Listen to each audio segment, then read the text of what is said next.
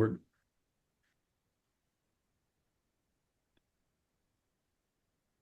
I'll let you take it, Kerry. okay. Um, Welcome everybody. Glad you could join us. But Marty, it is such a joy to see you and get a chance to put you on the receiving end of the questions for a change. Now, I Yes. just put into the chat three links. The first link, if it works, will take you to a description of the Oral History Project at the TF Torrance Fellowship website. The second one will take you to the plan for this particular interview. And the last one, no, I guess, are there just two? I guess there are just two links there.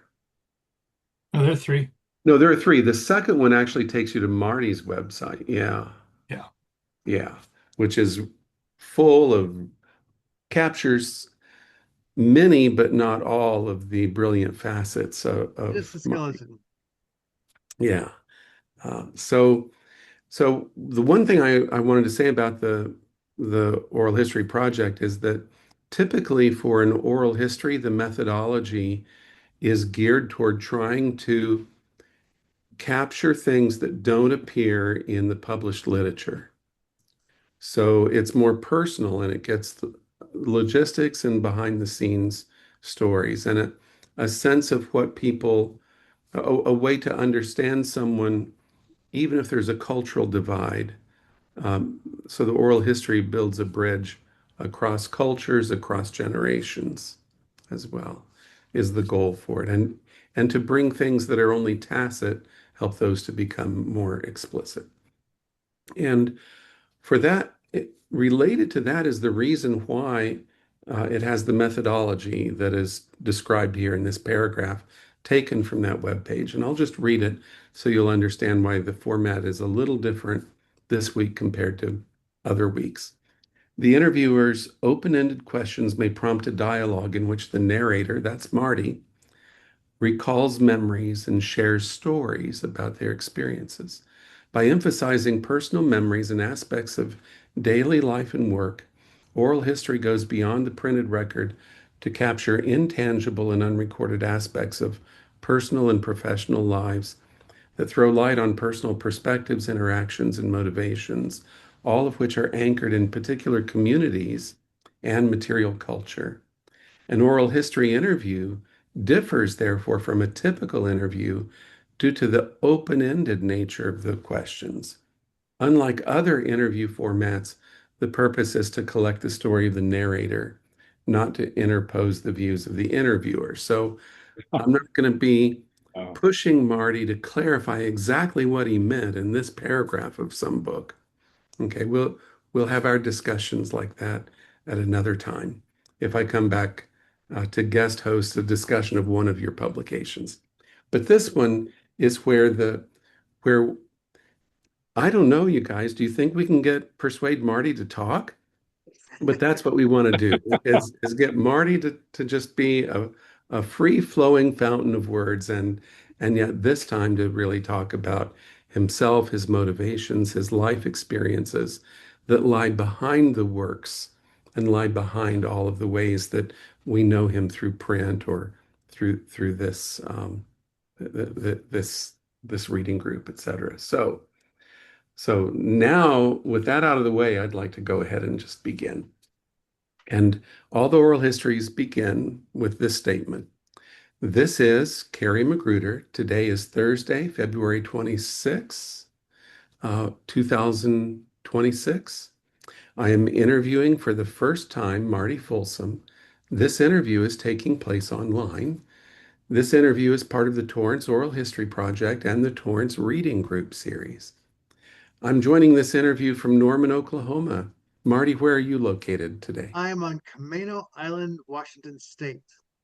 Yay, from your home? From my home, that's right. I'm looking out at Whidbey Island. It's just across from me, the largest island in the United States, completely surrounded by salt water. Wow, and we are all jealous.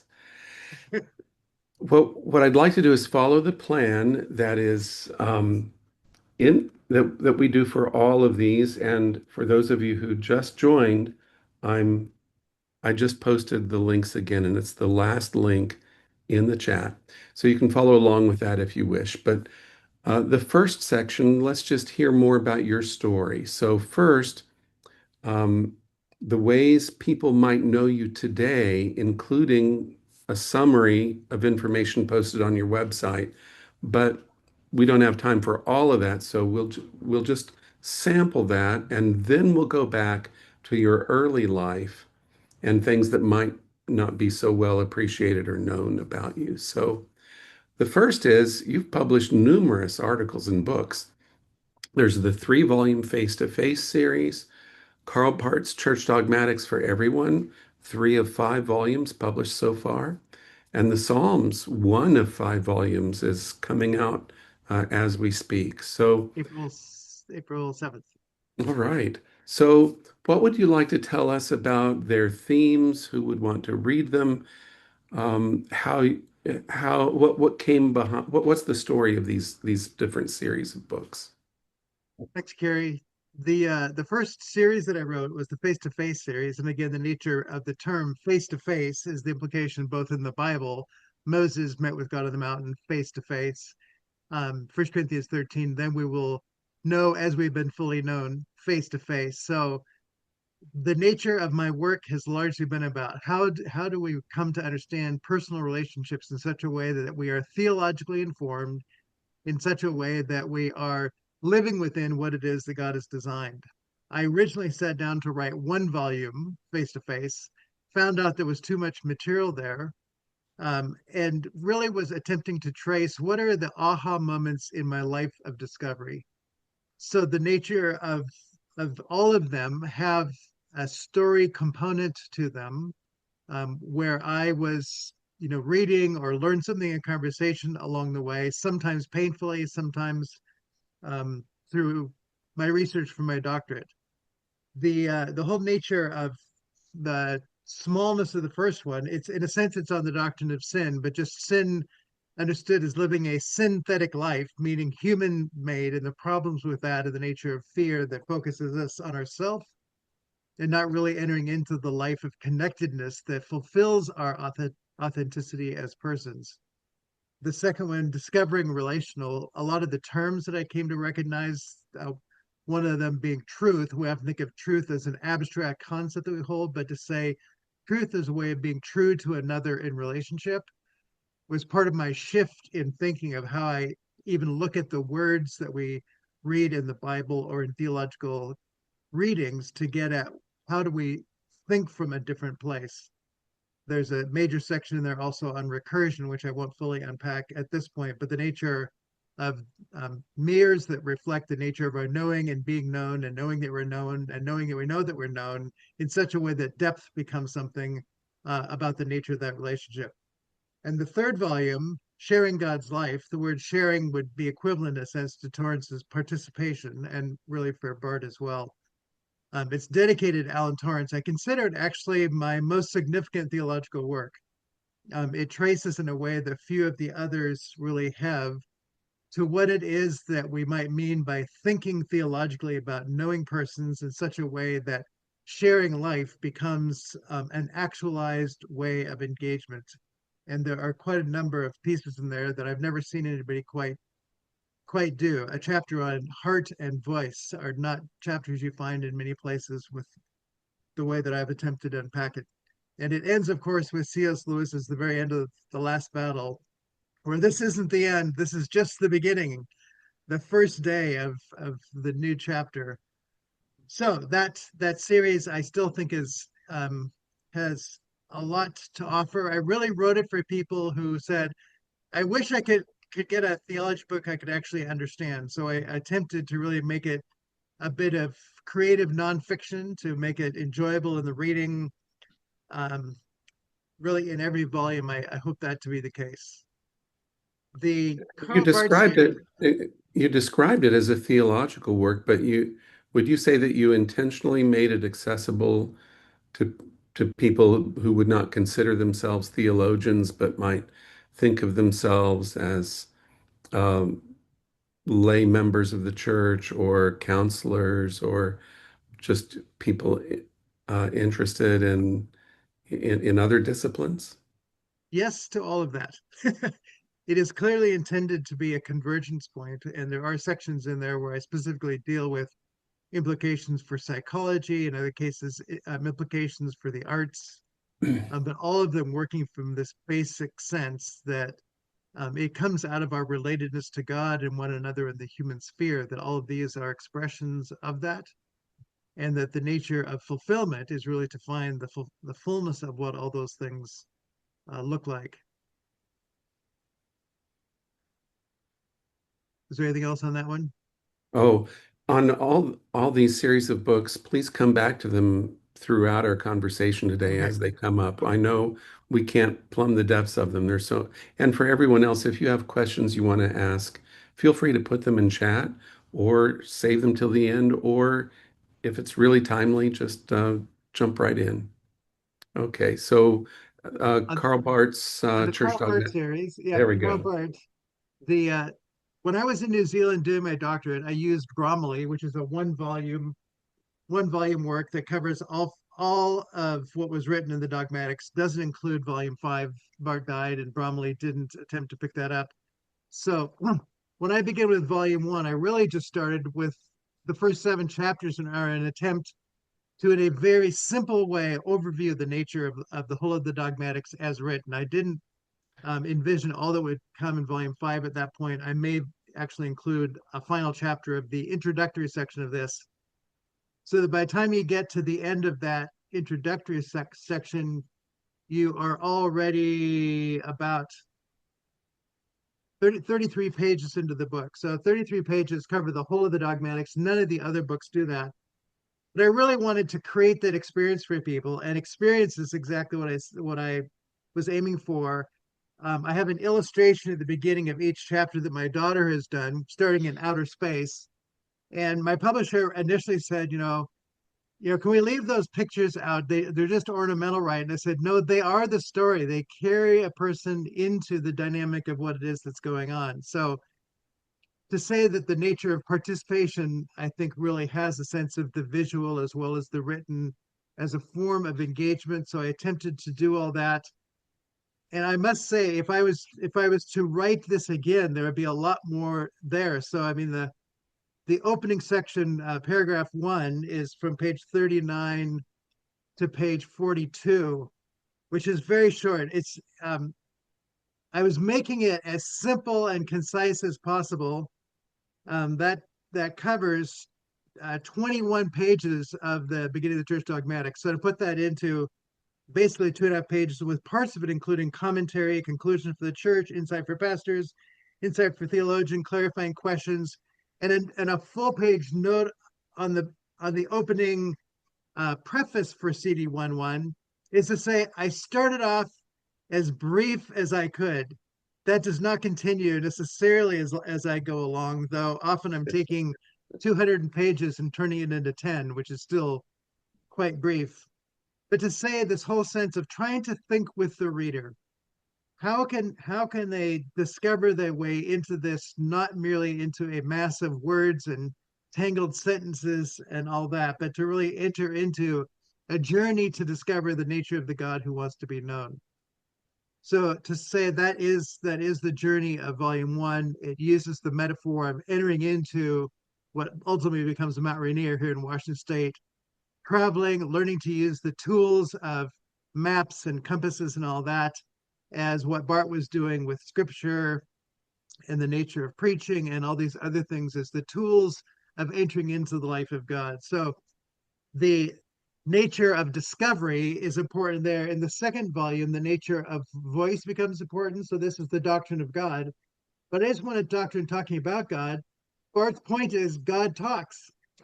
And so to say it begins with Jesus coming across and just beginning to sing, it's a little bit of a Tolkien, Lewis entry into the nature of what's going on, reading a little bit into or onto Bart, but just saying, in this volume, we want to do what the children were doing in Narnia. We want to recognize a God who speaks, and the nature of the words that are used are all about the revealing of person that invite one into the journey that is to be shared. And so then volume 3, the doctrine of creation, of course, isn't just about the creation, it's about the creator. And so the nature of hospitality is the overarching theme. To say that the nature of the God who exists as Father, Son, Spirit, they are hospitable to one another, but create a world within which humans are invited to share a life. And that the nature of the church is to be an extension of that life of sharing. So to say that creation and providence are two major themes. In that providence, it's God's accompanying us as the one who has given all to us. The waterfall is a waterfall from Iceland, which I actually stood and took a picture in front of it Oh, wow. this last year. Bart uses the imagery of the provision of the water coming from above and then watering the land as an image of what it is that God does in God's caring for providentially all that God creates. He is ever, you can't climb up the waterfall in a sense. It always comes to us and it provides what is necessary in the world that the God has given to us. Volume 4 is on the desk of my editor at Zondervan. It follows the theme of basically coming home. It's the path home. So to say that the journey theme of that, which we haven't got the cover designed yet, it'll have something like a road that is leading us home. So Jesus comes into the far country, takes on our humanity, brings us home, and then takes us on the journey out into the world to be vessels, emissaries of bringing the goodness of God into the world. Volume 5 is going to have something about discovering the nature of that we always have been the children of God, but that we find that fulfillment of what it means to be the children of God, not like the dwarves who were for the dwarves, but those who sit at the feast and in fact are redeemed by virtue of participating in all that God has planned from the beginning, intended us to live within. And at some level, all of this, I do have this Torrancean sense that all of Torrance has this as a backdrop to what he's doing. So to say at some level, I'm doing a relational reading these books, writing for pastors and theologians who want to really equip the church. There's a Torrancean twist in all that I do that wants to ask those questions overtly. It's obviously called the church dogmatics, but why does this matter for the church to think out of living into this life of participation, of knowing and being known, that I think are key to the outworking of do it Dixis, God speaks, that in all of it, the science of the personal, as I'll talk about later, begins with learning to listen to a person and not merely a text. The current series that I'm working on the Psalms, in 1998, 99, I did a postdoc at Regent College in Vancouver, British Columbia. I was given the office of, what's his name? Anyway, it'll come back to me. He's the Old Testament professor there. Anyway, I Ian rewrote Provan? all 100. What's that? Was that Ian Provan or the other one? No, it's the other one. It's the one that's more famous than Ian. Oh, Walkie. Bruce Walkie. I was in Bruce Walkie's office. Thank you. It's Thank you, nice to have Dwayne. a Regent person there. So I had just finished my doctorate, so this was a working out, and I had met with Jeremy Bigby beforehand, and also Jeremy Bigby, as well as Alan Torrance and JB Torrance, came to Vancouver while I was there during that postdoc. So the nature of the Psalms was to attempt to begin to live out the creativity of Jeremy Bigby with a kind of a theology of the Torrances, and Jim Houston, of course, was there uh, with JB Torrance. So I rewrote all 150 Psalms, attempted to get it published by a number of people who said, poetry, not so much today. People just don't buy poetry. NavPress, who published Eugene Peterson, said, we'd like yours better than Eugene Peterson's The Message, but we've already published The Message. Okay, fine. So years later, I talked to Gary Detto when he was still at InterVarsity. He said, well, you need to add something to it so that it's not just poetry. So I began a journey of asking how can I help people to think theologically, entering into the Psalms in such a way that these components that I hoped to live within and invite people in that's truly biblical, truly theological, truly creative, and truly has what Jim Houston would call a spiritual theology dimension to it. I sat down with that as my course, building on the backdrop of the Psalms that I'd written, but I added to it that I have done a placing of my poems next to the biblical text so that it gives a stereo reading, which stereo is the same thing with a slightly different perspective. So that was just the beginning of a creative process. And I won't go through all of there are 7 dimensions, one of them being that my daughter has done an illustration for each one. And it's all somewhere within the Garden of God, not just the Garden of Eden, but it views the Psalms as a large garden. And that with each psalm, we enter into a different place of the garden and begin to ask, what is it that is revealed of God here? What is it that we are invited in to participate? So I literally have Jesus and the Father and the Spirit show up and interact with us as we go through the Psalms in a companionable kind of way. So it's not that they have to in each one, but each psalm breathes its own sense of the persons of the Trinity showing up. So it's an invitation to Trinitarian theology through the Psalms in a way that is not usually done.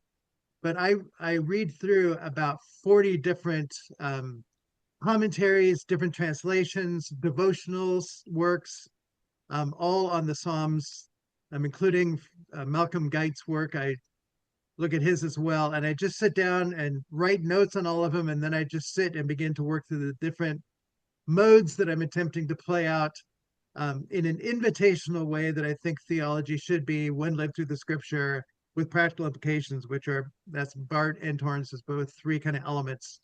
Must be biblical, must be theological, must make a difference in the world. So I'm trying to live within their convictions as to what it is that writing should do with that series. Each of the 5 books will have 30 Psalms. So the first one that's being released is 1 through 30. Mark, I see that hand. Yes, hi, Marty. Hi. I actually bought a book once with the title, I believe this is the title, Christ in the Psalms. Is there, I mean, you mentioned that you also include the voice of the Father and Jesus and the Holy Spirit. Yep. So maybe you can comment on that, realizing that some of these Psalms were spoken by Christ himself. Yes. My opening statement in volume 1, Psalm 1 is, you are sitting today where Jesus sat, entering into the Psalms. This was his material that he read. And we're going to join with him as we go through here. And we're going to listen to him invite us into the places that he went, that he learned as we go through the Psalm. So I go very much with that. The book Christ in the Psalm tends to point out where Jesus is mentioned or where there are reflections, other places in the Bible about that. Mine more overtly has him show up speaking. And this is again following my Barth Torrance impulse, that the nature of participation requires that we learn to hear voice. And so we often think that Jesus is the only one speak, but the Father says, this is my beloved Son. Listen to him. Yes. And the Spirit and the bride say, come. Let the one who hears say, come, take the water of life without cost. So I live within the idea that there is one God who has 3 voices that speak into the context in which each of them appropriately speaks. And so when we go through the Psalms, then we are learning to hear the nature of, who is the Father in working through things that are going to be played out maybe by the person of the Son. In Psalm 47, which I just did this last week, it's the one that's used for Ascension Sunday. And it talks about the King ascending to the throne. So the nature of ascension and tying it into other Christian tradition is certainly something that I want to do.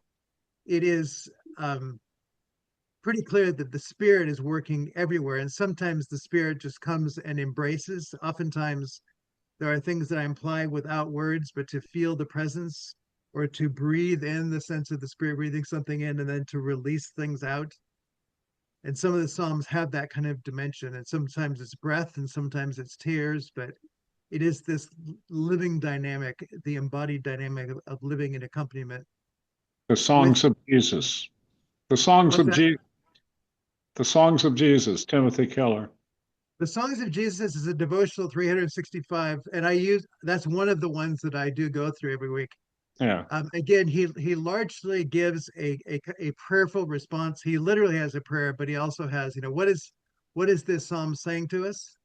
right. But he is assuming that they were what Jesus read, more than reading them necessarily specifically about Jesus, but he's attempting to hold those things together as well. Yeah, And I do appreciate his work. So yeah.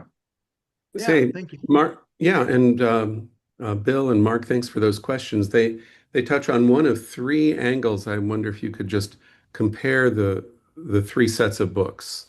Um, the first is integration, second is readership, third reception. So first, integration, because you've been talking about some, for example, your interest in Torrance is helping you to see perspectives that are common across these three works.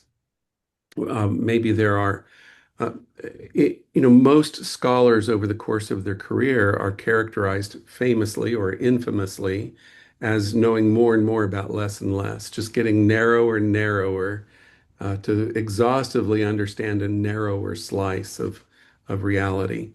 And you are holding together a remarkable range, just illustrated by Face to Face, Karl Barth for Everyone, and the Psalms.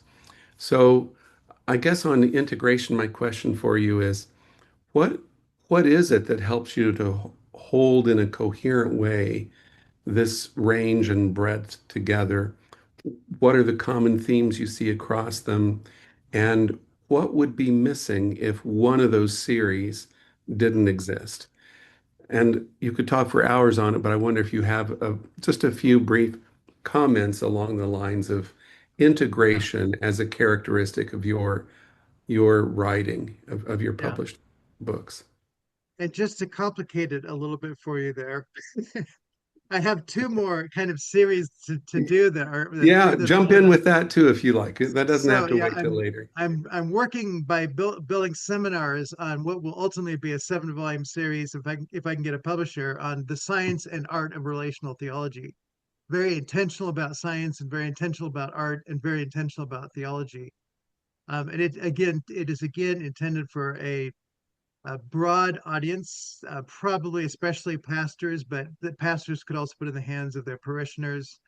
I would hope that academics would read it, but that's not my primary concern because the nature of the art and science is to say, following maybe Torrance and Bigby, there is something about learning the tools of what it is that science and art offered to us that recognize we are persons. This is Polanyi. We are persons entering into a life of discovery, and that for all of these books, the nature of the starting point, whether it's face to face, my story, what is it that I set out? I wanted to just figure out why the phrase relational theology for literally decades. In 1971, Bruce Larson wrote the book No Longer Strangers, an introduction to relational theology, largely rejected by the Academy. I literally submitted some writings. They said, we might consider it unless you're writing in the themes of Bruce Larson. It was literally an exclusionary type thing. It's like, so I set out on a 20-year higher education process of saying there's something Bruce had right. It is all about relationships, but the nature of how we get there is important. So my integration must ask the question, how do we do that integrative work where we say the discovery of God ultimately is a discovery of the nature of what it means to discover the God who is with us, for us, wants to be known, wants us to know God and one another, and have that be transformative in the world. So the face to face series were integrated by virtue of me in that discovery process.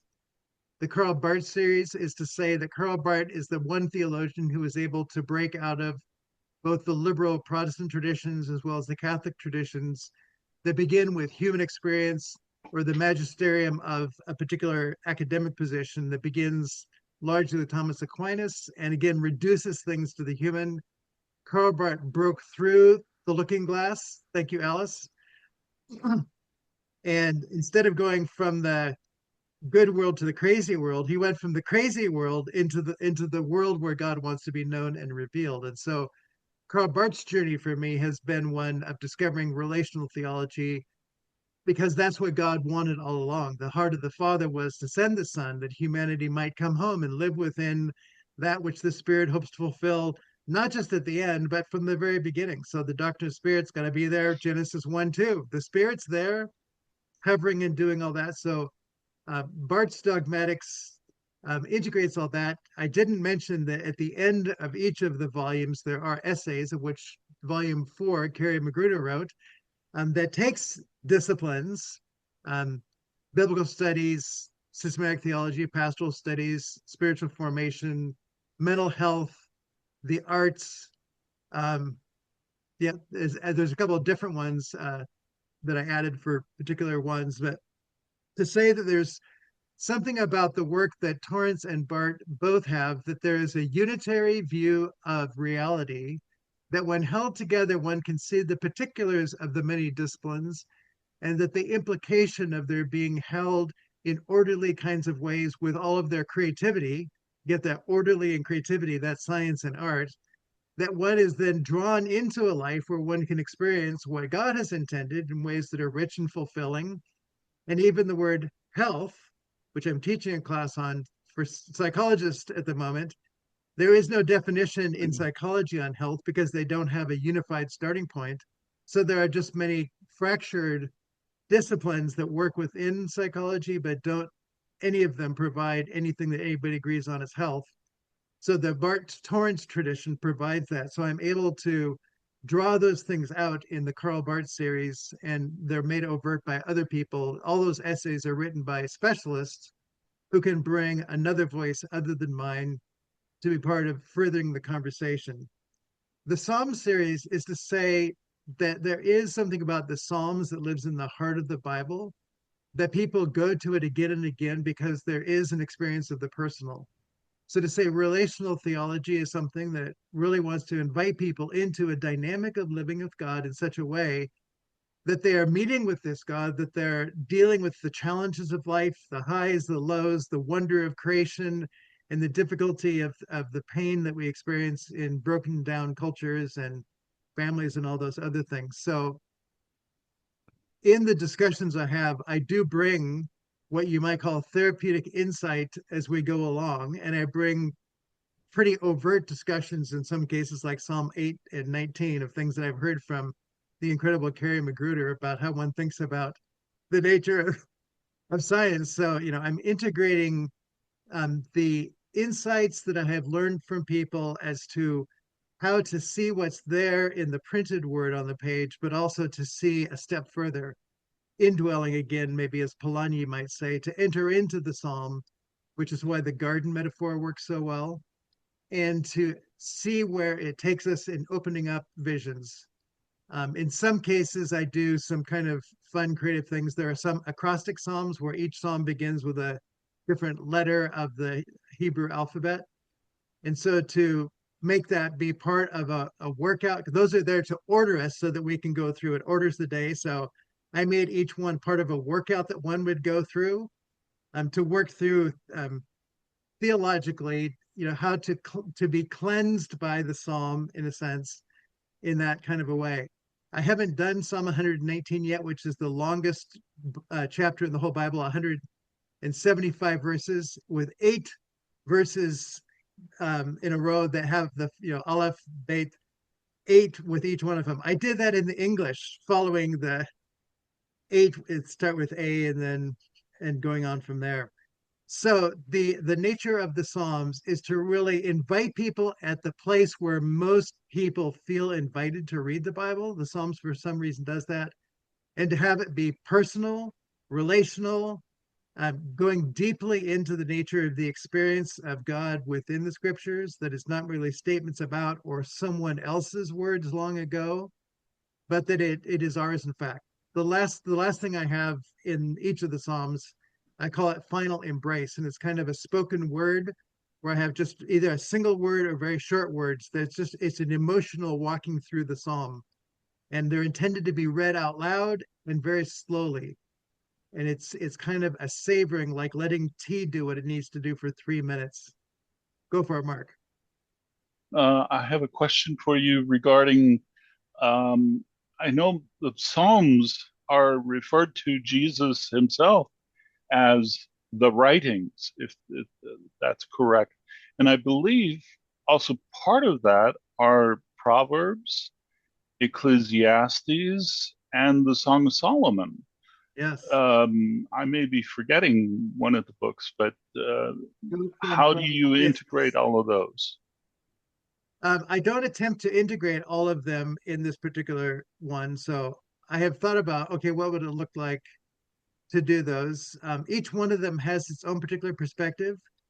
The nature of my creativity says that if I'm going to do Job, I need to do something that isn't the same as what I'm doing with the Psalms.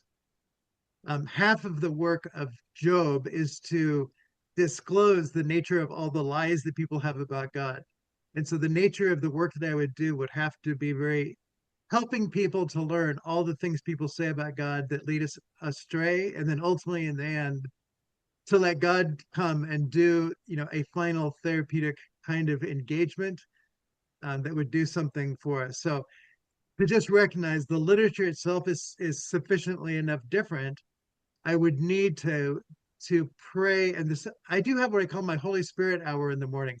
I wake up and I lay there for a while, and the Spirit starts giving me things, and so I literally jot them down, and later it often forms the very framework of why I do what I do and how I do what I do. So to say I would need to listen to hear what I would do with Job. Ecclesiastes, again, is a book of wisdom. There are potentially two writers of the Book of Wisdom, and it's a wisdom tradition. So the question, what is there with that? And the whole opening sense of I tried everything and it was all vanity. And there's something to be learned in that our culture needs to learn. So I would need again to say, how can I invite people into the intention of Ecclesiastes to live within this clarifying of culture and the clarifying of in the end, here it is, trust God. To come up with a sense that there's something that is true to Ecclesiastes, but also can leave the writer with a sense of, yes, that is the only thing that is truly trustworthy. That is the starting point. It isn't an ending point, even though it's the end of Ecclesiastes. So anyway, the nature of the literature would give rise to different forms of literature, I think, for me. And I'm trying to literally do that. I think each of my series, the first one actually is in the genre of creative nonfiction, which has become a kind of a known. The nature of theological tour guides is kind of what Karl Barth's church dogmatics is, but it's a little bit even more dignified than that, because a tour guide tries to keep it to a paragraph or something where I'd go much beyond that. The Psalms, I call it participatory literature, where it's really intended to bring the reader into a participation, not just with the literature, but the persons who are addressed within it, that they actually speak in such a way that it creates a dialogue that you don't normally get in literature. I really appreciate that comparison of the different series. That all of these comments are great, Marty. Thank you. I forgot to say on the 7, the nature of what I'm doing at the church is I take the 6 major parts of the Bible, 3, the history, poetry and wisdom, and prophets, and then gospel, Paul's letters, and general letters, and Revelation. And I go through. The first one is all just reading the Bible relationally. So it's learning to get out of just thinking it as an object to be studied and rather to see it as a dialogue to be entered. And the next one is knowing the heart of the Father. So I go through the same sections and just pay attention to the Father, the whole thing. And the next one is learning to hear the voice of Jesus. And so that to say Jesus is speaking through the whole of Scripture, how do we learn to hear that? And then learning to be guided by the Spirit. So we go through the whole thing again. And people say, I've never seen the Father like I saw the Father going through this. It almost totally missing, and now suddenly becomes almost front and center. And I'd never seen how the Spirit can guide through Scripture. The 3 final ones, the relational church. What does it mean to be the church as the Church of Jesus Christ and not merely our local church? Relational persons. What does it mean to grow in our relationship with the Father, Son, Spirit in the context of church, to become fulfilled as persons who serve and connect and build? And the final one, the ethic of love and the healing of the world.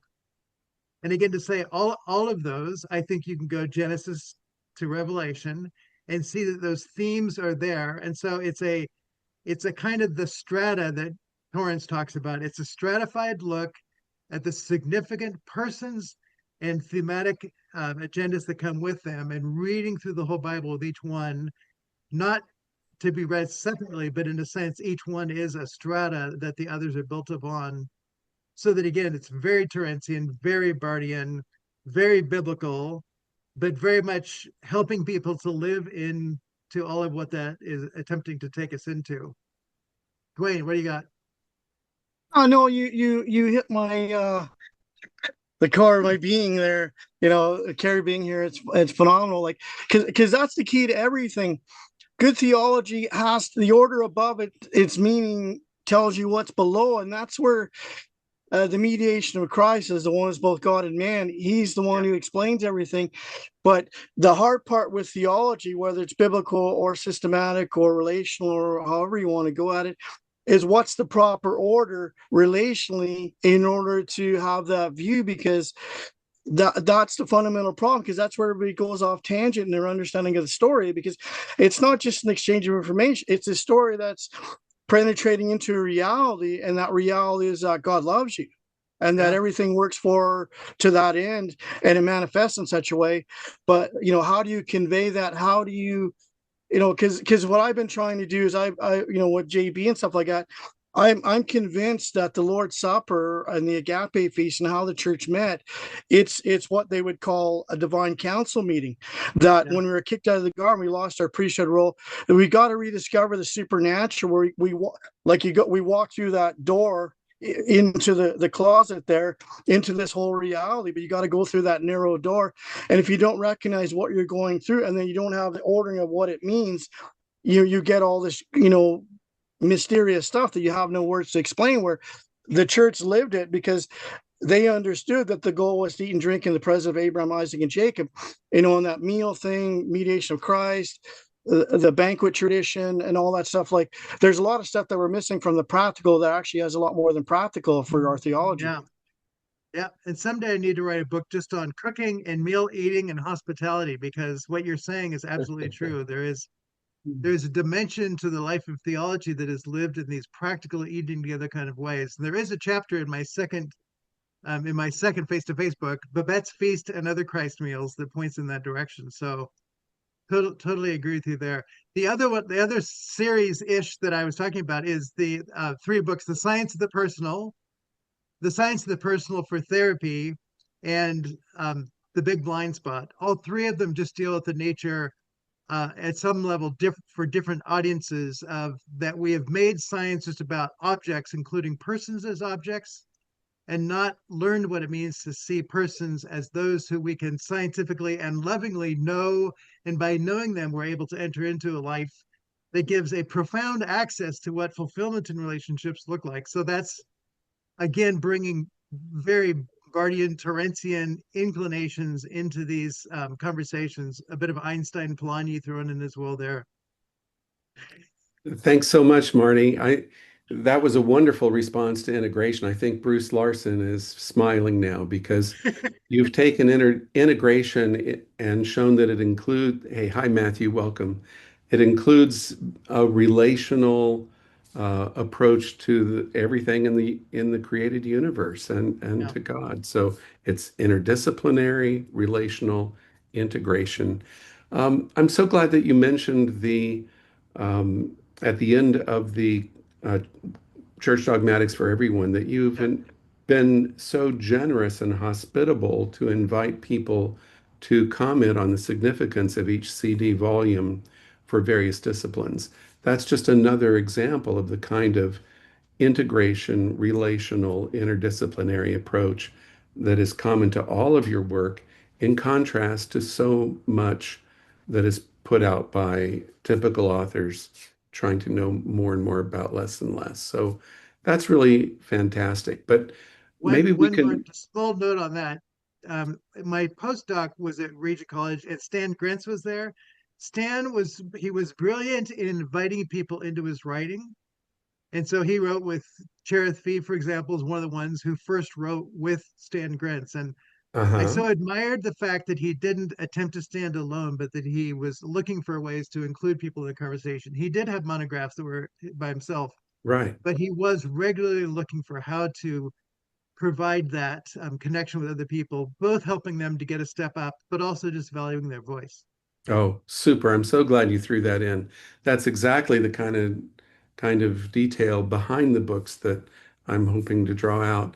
Maybe the last two that I mentioned, readership and reception, we can combine. If you think about the readership that you that you had in mind for each one, it's obviously an extensive range, but in the actual writing of it, did you have a particular profile or even a specific person you know, or a composite person that you might have been thinking of in writing face to face, or Church Dogmatics for Everyone, or the Psalms, or were you just writing for yourself, or not really thinking about the reader at all? So to just briefly sketch the journey of answering that question, I was invited to be on work crew at Malibu Club Canada in 1976, right after I graduated from high school. It was the first time I was ever on an airplane, flew in, landed there, and was the garbage man and did some work at the golf course. I learned that the nature of ministry that I wanted to be involved in was a servant ministry of knowing people. And I say that was my call to ministry as a garbage man, where I could be with people in each of the areas, in the kitchen, the boat, the people that ran the boats, the counselors. I was all over the place, and so Yeah. there you've got a role of ministry that's engaged with many communities. And I've always tried to write for the diversity of people who I would meet on my rounds, which included kids, some who were just exploring who Christ is, and others who were there as, obviously giving up at least 6 weeks or half a summer in service to say, I wanted to give them something that would meet them. And then there were people who were older and wiser at that time. Paul Jewett did come during that time. I had some brief talks with Fuller Seminary's Paul Jewett.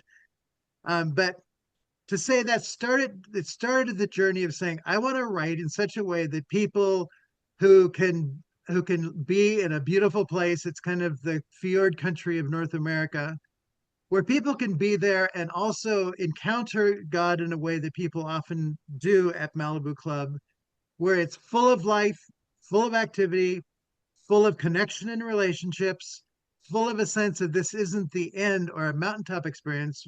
This is the beginning of going back and living something out that's going to be richer and fuller back home. So that's the broad scope. Mm, And that sustained much of what I've done. Even the journey component of the Karl Barth series has a dimension of that in it. There is a yeah. bit of Tolkien and Lewis that's in me also. I read the Chronicles of Narnia for the first time when I think I was in the fifth or sixth grade. Have read them each 21 times. Used them as textbooks and graduate courses. So there is a Narnia piece in me, and the nature of Tolkien. I've also done seminars on that, and really just love the nature of what creativity does in inviting a community to, yes, to see that there's something content to be taught, but there's more than content. There's a dynamic of the livingness that draws you in. And so that is part of what it is that I'm attempting to do. So those who like Tolkien and Lewis, they're going to be anywhere from, you know, probably, junior high-ish up through the day they die. Tolkien, for some people, is harder to get into just because they're longer. And guess what? The church dogmatics are longer. So I had to recognize it's a little bit more Lord of the Rings journey, Hobbit and Lord of the Rings, and a little bit more. But I wanted there to be a little bit of that feel. And literally, the book covers and things that I sent in, I used some of that language. I wanted to feel like somebody's being invited on going an adventure with Bilbo Hmm. into these texts. And Yeah. so it removes any sense of there having to be something staid and academic, and there has to be something about really the adventure has to invite you, or it's not doing what it is that I want it to do. And at some level, the Psalm series Into the Garden also has the same invitation to the adventure that I'm aiming for. So a broad range of groups. So I write as simply as I can. One of the things Alan Torrance said is, you like John McMurray, learn this from him. You can read a sentence and understand it. That is not true of many theologians and philosophers.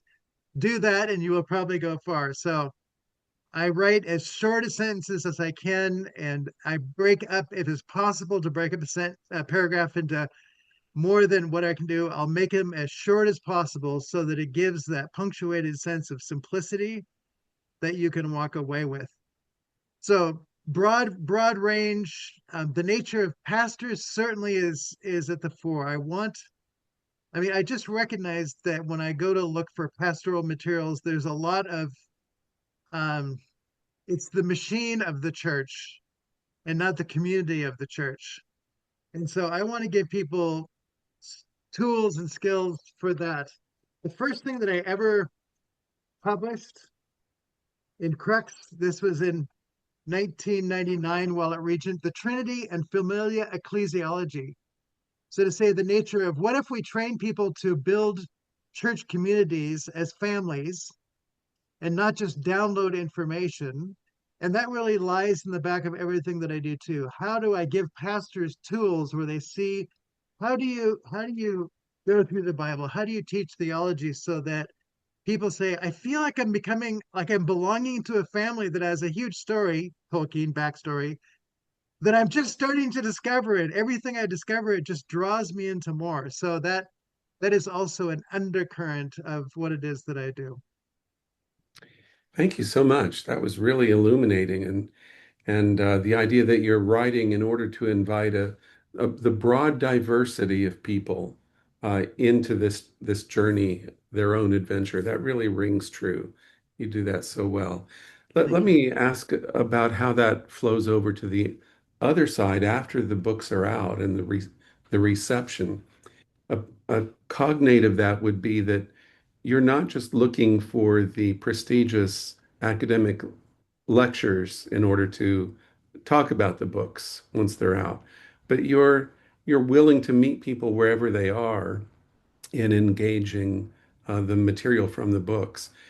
You've been in more academic style conversations on the OnScript podcast, for example. Those are brilliant discussions. I've loved those. You've but you've also gone to a church at the link I just put in the chat for a discussion of all of Bart in 1 hour. I mean, that's making things simple. That was Brought to actually a the named lecture at a university in British Columbia. So, but yeah, 1 hour. okay, all right, Yeah. yeah. I, So I so tell us about the reception and what you look for, what you're what is it that you're hoping for as you see the way these books make their way out into the world. yeah. So just to throw in another component of my life, I do weekly have counseling with couples and individuals, and they draw out of me. I'm constantly learning how do I meet the needs of people in their real life situations. So there is an impulse in me that if what I learn and think and can bring can affect people who come and sit in my office, that is an ultimate end goal that I want to be true to everything that I'm bringing. The nature of the face-to-face series is it was my first series. I'm still waiting for them kind of be discovered, though James Chaucis in Australia, one of my favorite people, says, if you did nothing in your life but write those 3 books, that would have been enough. All right. They are rich in content. Another friend of mine said, um, I take these in and I read them sitting on the toilet. Nothing to say about the nature of the book. I just need enough time to process through, and that's where I get the time to do it. And I'm reading it very slowly because there's not a lot of words that are there, but everything makes me think. So I take those all as they're books to be savored. They're not page turners. They are written to be able to slow you down and say, what you are saying is simple and clear. It's deep and not very wide, and I want to enjoy the deepness of it and not just feel like I need to get a wide swath of information. The nature of the Karl Barth series, it's I think I don't have the numbers on how it's going, but at the AAR, there were at least 5 or 6 people who I said, hi, I'm Marty Folsom. And they said something like, I know you. Really? How? I'm reading your Karl Barth series. One of them said, every morning I get up and I'm sitting with a cup of coffee and reading, whichever particular volume. So these are largely pastors. And so that's very encouraging to me that pastors are reading this. The first 2 volumes are going to be translated into Korean, which means that in the Korean context, there is what I'm providing is offering something that is reaching across cultural bounds, which I was worried that might not be the case, that somehow either because of Bart or my background, that the language might be limiting. So for Boy, me, that that is so good to hear. All right, that it's yeah, being translated. Yeah. yeah. So the the nature of the impact of those books, I think, is it's growing. People are a little bit thrown by the idea of Bart's church dogmatics. I have one lady at the church who's reading through volume 1 and says, I don't even know what the word dogmatics means. And you want me to read this? It's like, well, ask any questions you want. So it's a slow journey with somebody who's done zero theological training. Though I just said, let's just start down with the first chapter here. Open up. It says, the church dogmatics in one word is Jesus. Do you understand it so far? And now we're going to go on to the next sentence, but I literally try and start with that Vince Lombardi in the middle of the game. Okay, everybody, we're starting at the beginning. This is a football. And I literally thought that as I wrote that down. What is the simplest starting point that we can begin with? Boy, that's The Psalm series, I have about 11 people who I send out each week. As I'm writing these, I'm sending them out to people, and they are a variety of pastor types, everyday housewife types. There's one guy who's at the University of Oklahoma. You might know him. Um, and what they're telling me is that I have one guy who's the head of a whole region of Young Life, and he says, I've read this with groups of people and with just my wife, and everyone just says, this is an amazingly rich experience. And so those words say to me that I think that series is really inviting people in through the Bible, in which most people feel the invitation, and to not even know how much theology they're getting, or to recognize how much therapeutic work is done until they're done and go, wow. And my publisher said after he finished reading the first 30 for the first book, he said there were several chapters there where the only words I could say is I was euphoric in those chapters. And this is somebody who's been an editor for about 30 years. So it's like, I think the Psalms may be theologically more invitational than anything I've done. And I'm really hoping that they provide that inroad for people. You do throw one other thing I have to throw in, if that's okay at this point. It's a summary, in a sense, of Bart and Torrance in all their work. And it's a book that'll just be on an embodied embrace. And you've probably seen me do it for the father says, you are my beloved child. And we respond, Abba, I belong to you. So that's the father. Jesus says, I'm with you and for you always. And we respond, Jesus, I live in you. It's a dancing crucifixion.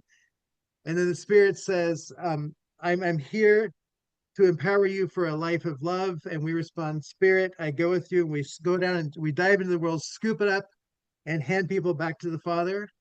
That, in a sense, is a nutshell of Bart and Torrance theologically, about the persons in dialogue, inviting us into a participative life of ministry with them that's grounded in their life, that works in and through us. So I will ultimately write a book on that as well. And that's just the foundation. Each one of those I will fill out a bit more. There are more hand motions. I do have one on the church that I've come up with, which I haven't written on yet. But anyway, the idea that there are these, the Ignatian tradition and the Benedictine traditions, this is something that I'm hoping that people can just recognize the prayer through just doing things like that is living into a theology that's active, embodied, and all that, that really informs. And with my counseling students, I'm encouraging them to do this before you go into a counseling appointment, to just do this and recognize you are not going in alone. You're living in the context of these persons, they go with you. So it's another act of integration, prayerfulness, and a life of service that is also there as well. Yeah. Well, that's fantastic. And Marty, I didn't intend for us to spend an hour on the first question, but that's okay. All of this has been superb because uh, there's so many fissures in our current culture between the academy and beyond, between the theologian and the biblical scholar and the lay person in the church, between the different disciplines. And all these fissures are just marvelously ignored in your work. You really do bring everything into relation across the various divides that are so ingrained in our culture. And I really appreciate that about your work. Thank you. Now, Thank you. we don't have time to go through all your articles. In fact, I'd encourage you to update your website to include them all because I know what's listed there is just a selection. But Yes. let me just ask you this. If you were to think back about your different articles, book chapters, other smaller publications, which one do you wish you can take any of these questions? Yeah. Just single out a few. Which do you wish more people had read?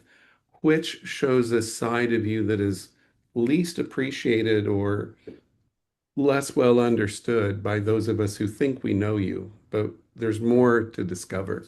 So, what do you want to say to point us to look not Yeah. just at the books, but at the shorter publications? Yeah. Well, one of the ones that I really enjoyed writing was the one that appears in Mike Hobbitt's T.F. Torrance and Evangelical Theology, Bart Torrance and Evangelicals critiquing and reinvigorating the idea of a personal relationship with Jesus.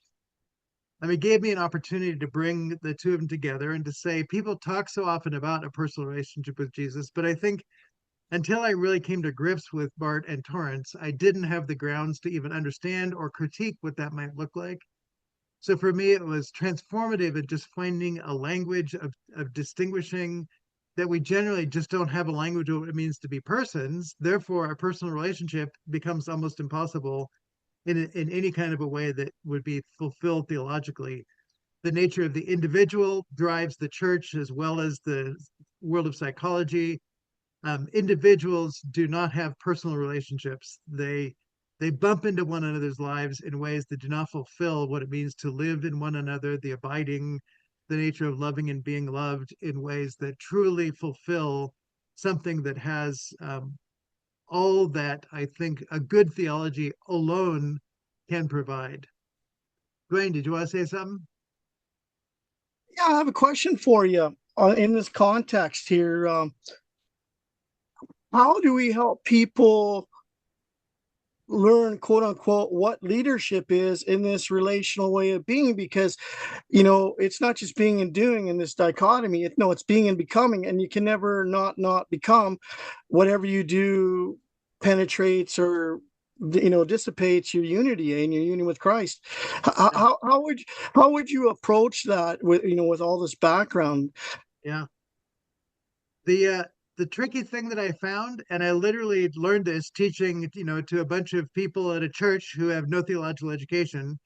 But until you know the heart of the Father, you don't know what to say yes to, and you don't know what to say no to. And Jesus comes as the yes of God. But it's easy to just think, Jesus, show me, and not know the Father, who he comes to reveal, who he comes to exegete, who he comes to make known to us.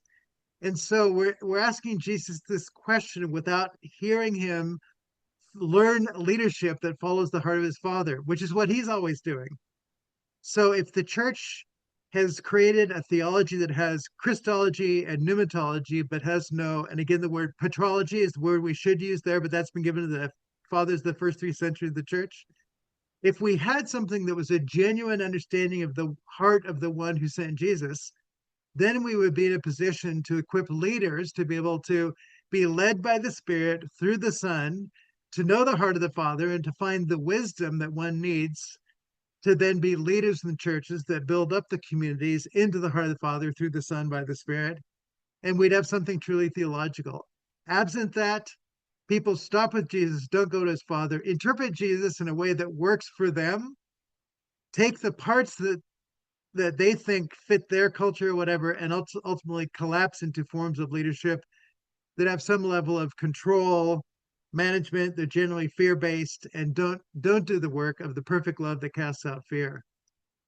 So it is another invitation that a broader theology that includes Father, Son, Spirit in and through the life of the church, restoring us as persons, isn't just a nice option. It's really the only option that's able to give us something that is truly grounded in a way that it's able to fulfill the promise of the fulfillment of humanity as God intends. Which I interestingly read something in, I get a magazine called Nautilus. It's a science magazine. And it literally said something almost just like that this morning without using the word theological. It said we must have an Einsteinian holistic view or we'll not be able to do it. And I just read, that is, and it contrasted with Newton too. It's Einstein, not Newton. So it's following exactly the logic of Torrance. So that was very, very So interesting. Marty would, so would you go just using these phrases, specific generalist? You start from the generalist and go to the specific relational for your particular unity and community and context and content, because everyone's starting from a different point, and that's the hard part when you're coming into a community. Because I know what you're saying, but you know, addressing where you start, because some churches are Unitarian, Binitarian, Yeah. maybe modalistic in their Trinitarianism or whatever like that. Like, because I was sitting there thinking, the way the scriptures are written, with you start with doctrine, dogma, the indicative, then you go to the imperative. Yet we somehow don't want to take the time to let this knowledge transform your heart and your mind and how you're related to God through the image of Christ. So then we let Christ take the lead to make this stuff known, because we can't transmit it. So Well, it's a hard issue. So I've just been reading recently, one of the major themes of Volume 5 is going to be the nature of holographic imagery. Holographic imagery works because the whole story is there at any one particular point. The reason you could turn it as the 3D is the whole picture is there. So that, once again, is to say, when we talk about the Son, you have to say, well, the Father's there, the Spirit's there. When you talk about the Spirit, guess what? It's got to be the Father and the Son that are also there. When you talk about our time that we live in, you also have to be talking about eternity, the presence of the eternal God. You also have to be talking about God's history within the whole of the nature of created history. They're all always there in a hologramic kind of way, and you have to be able to hold them together. I don't think that Bart would have had access to holographic imagery and what's happening. But when you recognize the holograms work because a light comes in, you split the beam, and the beam allows you to see different perspectives to begin to get that multi-dimensional type thing. So anyway, it's another metaphor that science provides us with tools that open us up to understand what is theologically available. But like Clerk Maxwell with electromagnetic field and the idea of the Trinity, as T.F. Torrance talks about, we can often discover the mutuality and benefit of one discipline and another to see things we couldn't have seen before. Marty, on the OnScript podcast, they sometimes have a flash round or a rapid reply round. Yes. And I think we'd better do that with your articles. Okay. Without getting into the ideas of the articles, just tell me three of them Okay. that show a side of you that is least appreciated or least well understood, or that you wish more people had read. If you had to pick just three, Yeah. which ones would you Well, the would ones I really appreciate my recursion article, which this was published in the last edition that was ever published of Marriage and Family, a Christian journal. Mhm. There's one article in that, and that's mine. I do use it in my counseling classes, but No. it's recursion, an axiom for Christian counseling. So it's It's a ultimately important article on the nature of what it means to be persons that opens the door for counseling in a way that I think few things don't. Awakening the Magic, Personhood in Narnia. As a child, I fell in love with the nature of Narnia, Aslan, and all that. It wasn't until later that I discovered the nature of the way that Lewis opens up concepts of what it means to be person that are, I think, not only consistent, but creatively unpack what it means to be person. So I really love that one. The nature of the Trinity as family of origin. This was presented at the American Association of Christian Counselors. And again, to say, we talk so much about our family of origin, our human family of origin. Most people never think the thought that the Father, Son, and Spirit is our true family of origin. And if you can begin there, our belonging begins there, our valuing begins there. What it means to be given freedom by one who loves us begins there. And on it goes once we get this other family of origin and don't see ourselves within the limitations of what our own tragedy sometimes, but also just what's missing in our human family of origin. Oh, wonderful. Thank you. And I love the fact that these different articles are in such a variety of venues. They're not all theological journals. They're Right. they're all over the place, and that it exemplifies everything about your relational and integrative work that we've been describing so far. Yeah, I want to, the Scottish Journal of Theology one is the most academic of the ones that I've done. Though I yeah. also did, it's a hidden, there's a hidden piece in whoops, not in that one. It's in a hidden place. St. Vladimir's Theological Quarterly. I did a 10-page review on a book called The Analogy of Love, St. Maximus the Confessor and the Foundations of Ethics. All Someday right. I'd like to write the T.F. Torrance companion in a sense to that, because there's so much that I saw there, but the book was there. I met somebody at the AAR, but it's again for me, it's a profound book, and the article and the response that I wrote to it was quite significant as well.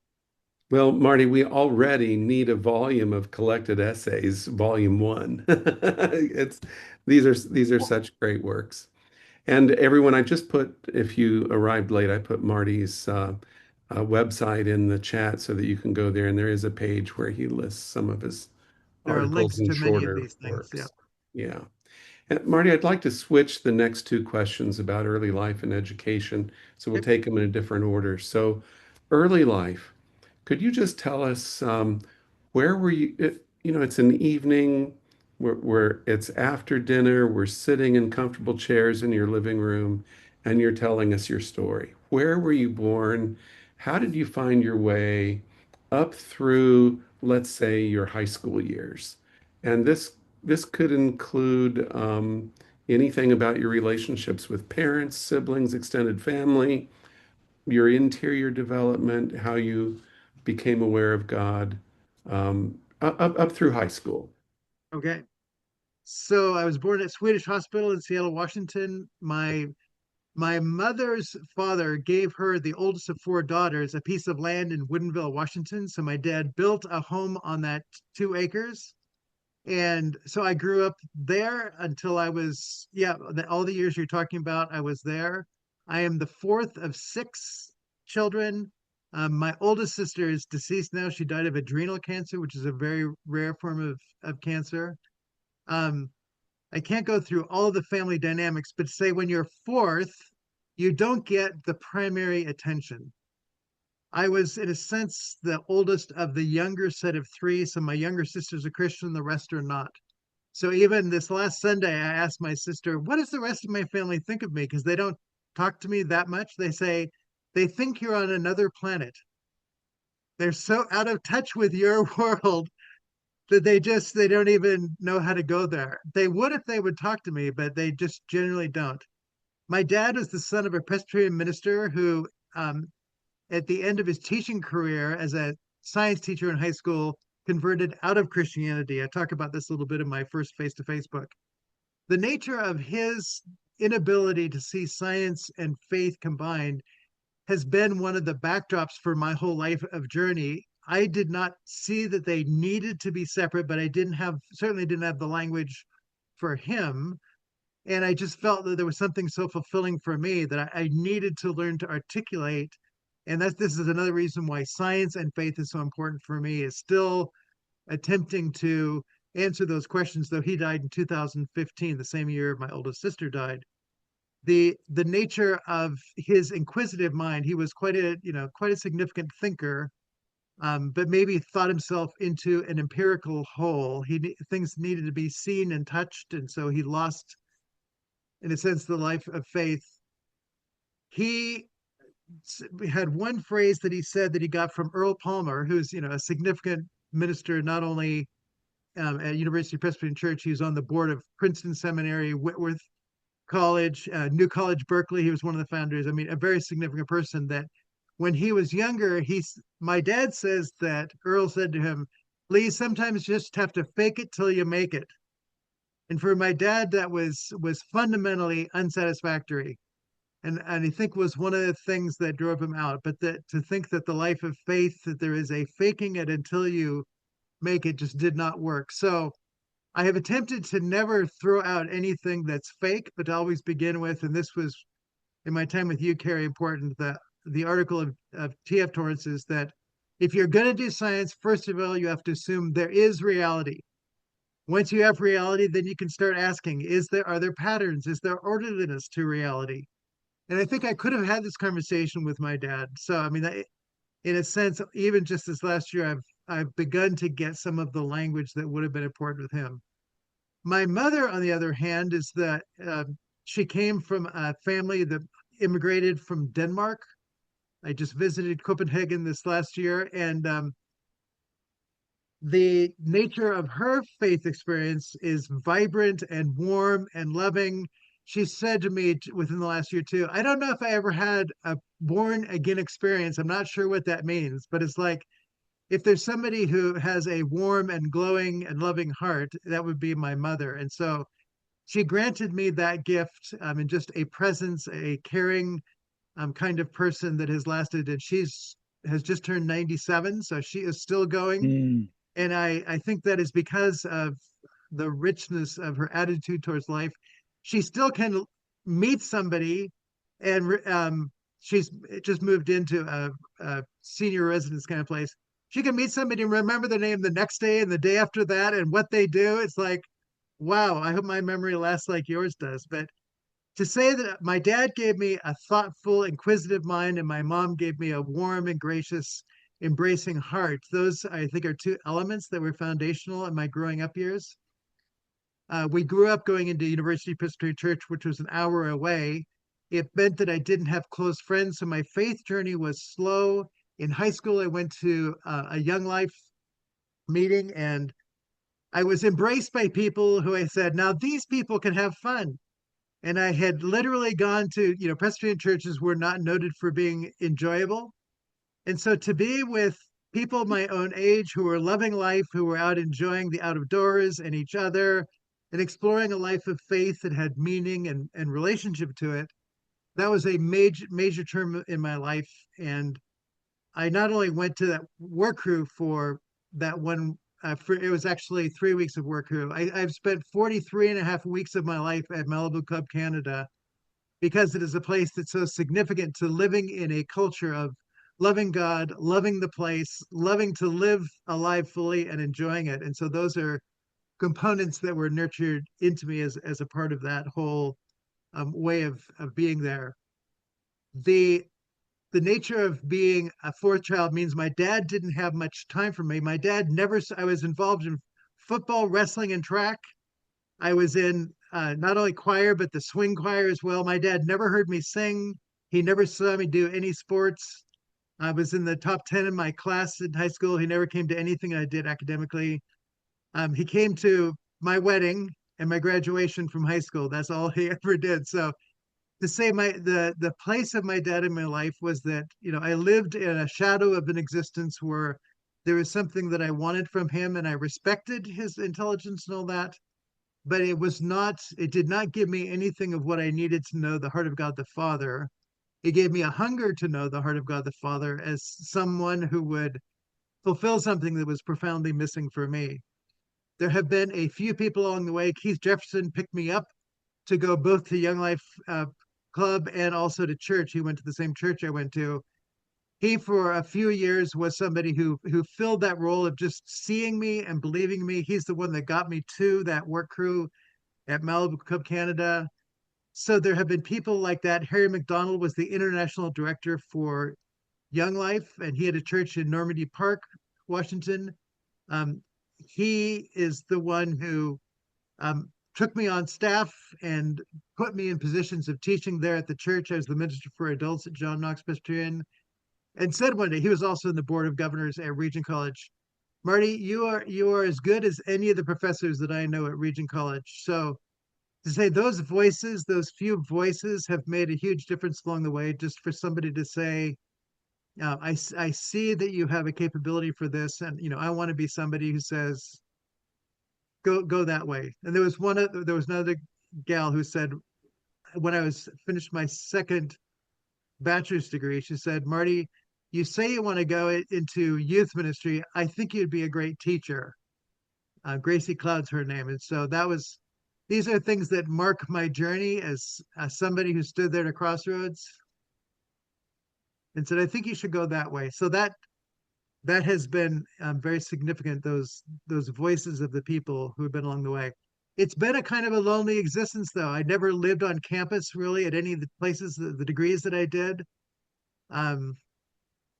Yeah, so the journey up through high school, my dad taught in Seattle, so it was an hour drive each way, and so he wasn't there much, and we lived in the country kind of. So the closest friend was probably 15 minutes driving, but to walk there, which when you're a little kid, they were a long ways away. So I had a younger sister, and that was my playmate all through my elementary schools years. And then when I got involved in sports, I had some of that, and I'd walk home from those things. But I did begin to develop relationships through sporting events. So that also is part of why I've been so interested in relationships, to feel like I missed out on all of the childhood experiences that people tend to have in all those years. And so to say, what does that look like, and what does it look like to catch up for all the things that normally might be inbred, and to learn to both receive it, but also to become that for other people. And so I've also been that person who tries to connect people, to be the one who notices and says, sounds like you need somebody to help you to write that first sentence, or have you thought about opening up a file for a book, or just noticing where people's interests are, and to find one step to encourage them in that direction, because I have so valued the people who've been able to do that for me. So the nature of sports has always been important. I mean, being a wrestler, people don't realize the discipline it takes to be a wrestler, but the discipline that I learned in those years that I did wrestling, and I coached for 6 years after that as well.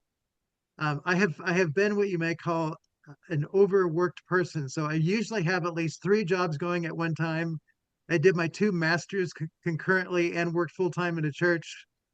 And the rest of my life has kind of had a similar kind of thing like that. I've got 6 writing projects going right now, and two major book, with deadlines.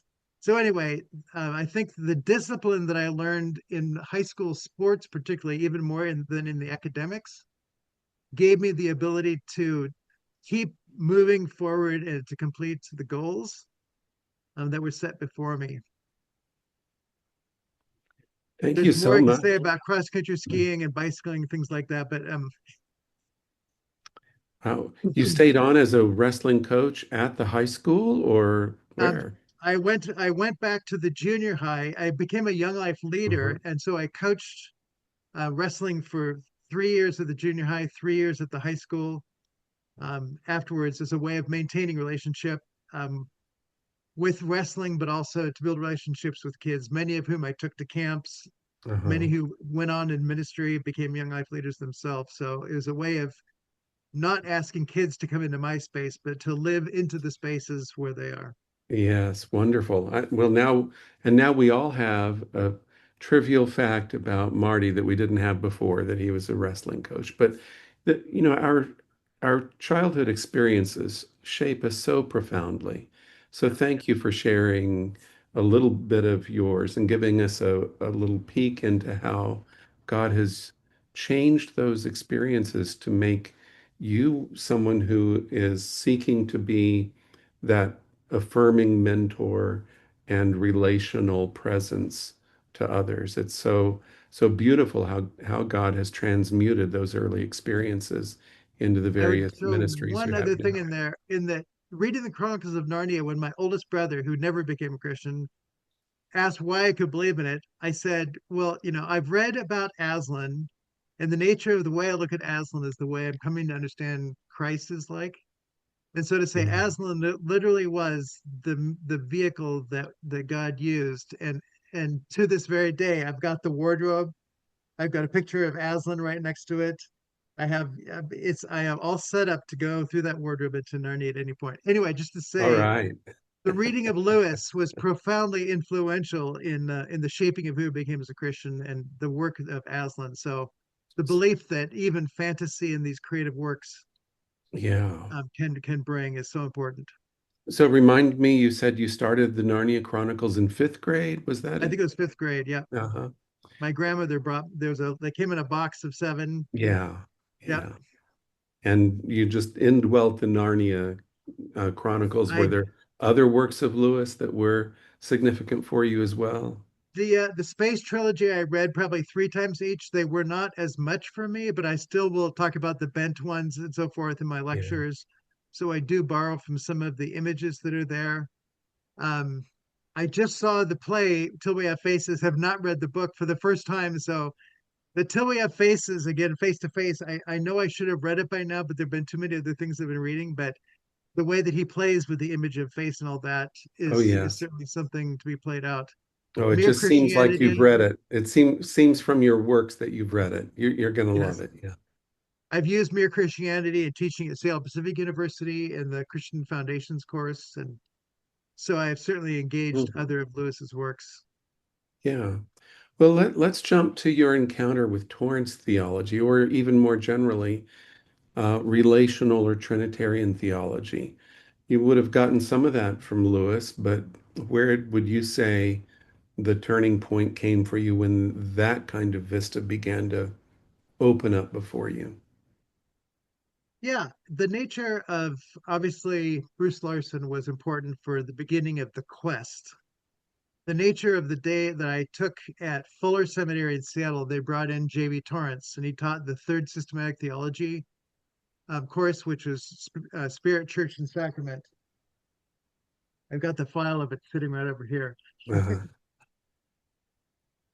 JB loved handouts. This is a bound copy of all of essays and diagrams. And his diagrams, amazingly, diagrams begin to paint the picture of relationships. And he used them that way. The arrows that he used, the way he would talk about the interrelationship. I knew that there was something that he had captured that I had not seen anybody else Hmm. bring. So he also had me read John Zizilis's Being a Communion. But it was the opening of uh, my first real awareness, a positive awareness of Bart. Bart at in the undergraduate level had been, Bart doesn't respect scripture. The Bible becomes scripture, and it was all downplaying and saying that he had a low view of scripture and hence a low view of Christ and all these things. And it's like, leave him alone. So I literally had kind of had him on the shelf for several years. And then JB Torrance opened the curiosity. At the end of it was actually I was his TA after that class several times, and I asked him when I was getting ready to finish, could I come and do a PhD with you? Well, I'm sorry, I am retiring, but I know the person who you should study with, and that would be my son, Alan Torrance, who's in New Zealand, and he's done a lot of work on the nature of personhood. So Alan's really the one, and in sitting down and just coming to him and saying, I want to do something that understands the nature of persons. I don't have anything more specific necessarily than that. And so after a few conversations, he said, how about this? Karl Barth is the great theologian on this. You've been introduced to him. Um, John Zazoulis, you've had introduction to. He is in the Orthodox world, probably the most significant one. And then I think you need to read John McMurray. He is the one, he's not a theologian, but he brings the language that I think adds to these things. Why don't you ask with the three of them what they mean by being a person, and particularly a free person? All three of them have the fulfillment, which we could almost use the word health. A healthy person is a free person. Why don't you do a study comparing them and seeing, what's the same, what's different, and what would that contribution look like? So those three suggestions began a journey that I still think out of, every day. To take on the three of them, I didn't have to learn either the German of Barth or the Greek of Zazoulis. I was allowed, because I was taking on three, to not have to learn the languages. So I was able to just dive into those with an extreme amount. And I basically had 3 years to get it done. I wasn't getting paid while I was there or anything, so it was all on my Sweet. nickel. And Yeah. so anyway, that's the expansion of what all these things mean. Um, those 3 years were profoundly significant. I've had people, the guy who is the head of the Karl Barth for Dummies, he Richard Keith, he's in Australia. He said, I would recommend your doctorate to anyone, any of your introductions to Barth or these others, because it's so clear and accessible. And so to say my doctorate was not one that in the first instance, in a sense, was intended for the academy. In a sense, I wanted it to do that work, but I wanted it to be understood. And so I think it still has that readability, and it certainly, in the way that I work through it, still provides me with that. The last chapter, he says, okay, now you need to really, really dig into it and show where they're different, show your critical skills that are there. And so even in the giving of just basic skills, like, use the footnotes just to say, I haven't got time to explore all of that, but I recognize it's a good question. So Mhm. and be a boxer, this person says this, you say that. This person says this, you say that. Make it a dialogue. So he was good at just introducing skills in the process of researching and writing. I had taken a class in my one of my master's degrees on theological research methods by somebody who just graduated from the University of Chicago with a Master of Library Science. And he said, by the time you're done with this, you'll be able to find the more than you can imagine on the most minute subject that you can imagine. And he really fulfilled that. And this was before computers. This was 1988. But he gave me the skills of research that were really helpful. And so I brought that to New Zealand and actually was the convener of the postgraduate community, which there were 8 of us that would meet, and taught them Okay. many of the skills of doing research and writing that I had learned in that. So to say God put pieces in place for all those things to be there along the way, so that the skills of just being able to articulate the relational could be in place. When I arrived, I had just written a paper, which was not published and has not yet been published, on relational theology, um, showing basically how it's missing in biblical studies and pastoral ministries and everything. And Alan had the group of his students read it, and he says, You're taking on everyone.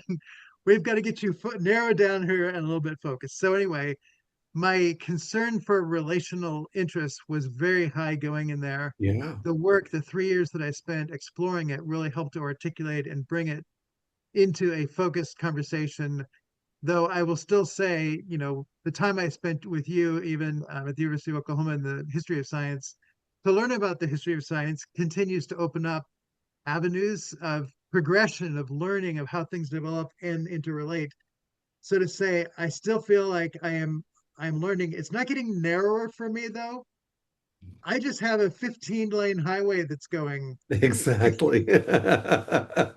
You're just adding new lanes. new lanes. That's right. But So it's wonderful how you brought enough to the experience in New Zealand that you weren't starting from a clean slate and having to catch up. You brought enough to focus you on some areas of interest, and then yep, you were able to hone those skills and your knowledge and your understanding in relationship with a mentor. You finally had a mentor yeah, and a cohort. yeah. And how did the That's one more thing I want to throw in before I forget it. yeah, the last paper that I wrote for my master's at the Assemblies of God Theological Seminary, the paper was called "The Church as a Dysfunctional Family." And I did research in family systems therapy, addiction therapy, and attachment Mhm. therapy. And I just saw that they provided language of things that theologians had not, and that one could see them as the articulation that you weren't projecting onto God, but it clarifies in the same way that a geologist clarifies the nature of materials and processes of development. And so it gave me a starting point going there also. I did some talks for churches and stuff there in filling these things out. So I didn't lose touch with the church while I was doing my doctorate. And I had a language that was new and engaging. The one woman said, "You can't attack God's church." And I said, "But this is a bunch of humans and they're trying to serve God, but they're messing it up a lot." So we need to keep learning who is God so that we understand the church and these things then make sense. And to recognize the dysfunction is just our dysfunction. God is in the business of making us functional. So that was an important piece though of the whole process is these Yeah. other fields that were already starting to give me language. Yeah, right. Yeah, yeah. So, the Puritans used to teach us to look back over our lives, connect the dots looking backwards, and see how providence has been hiddenly at work in ways we didn't Yes. understand at the time. Yes. When you look back over the list of the institutions you were a part of all the way through New Zealand and then Regent College, it seems evident from what you've said that you can connect the dots looking backwards. Yes. I, I'd like to turn this to a slightly different direction, but you may draw on everything you've been talking about just now. Um, we've talked before about how much we admired David Torrance in the book, his memoir, The Reluctant Minister, how honest he is about his decision-making process to go, should he go to the academy or should he go into the pastorate? And that was a real existential decision that he worked through and sought God's leaning in and ultimately chose the pastorate, unlike his two elder brothers. And and thus that book becomes a great companion for those facing a similar kind of decision Yes. today. But I think your life is exemplary in a similar way. Uh, you've you've held your trajectory is so interesting in its variety and unpredictability. You can look back and see providence at work. But that's the way by far the majority of people are. I mean, not just majority, but almost all people seeking to enter into academic study in any shape or form in our modern world uh, are no longer living in a culture where someone can expect to go through a PhD program, get that degree, and get an academic job in a program just like what one graduated from. Those positions just don't exist. It's Yeah. total serendipity or providence when someone falls into that. But both this happened first in Europe, but it's now the case around the world. There just aren't those kinds of positions available. And so in our own program here at OU for 15 years, we've been careful with our students to to support those who call themselves alternative academics.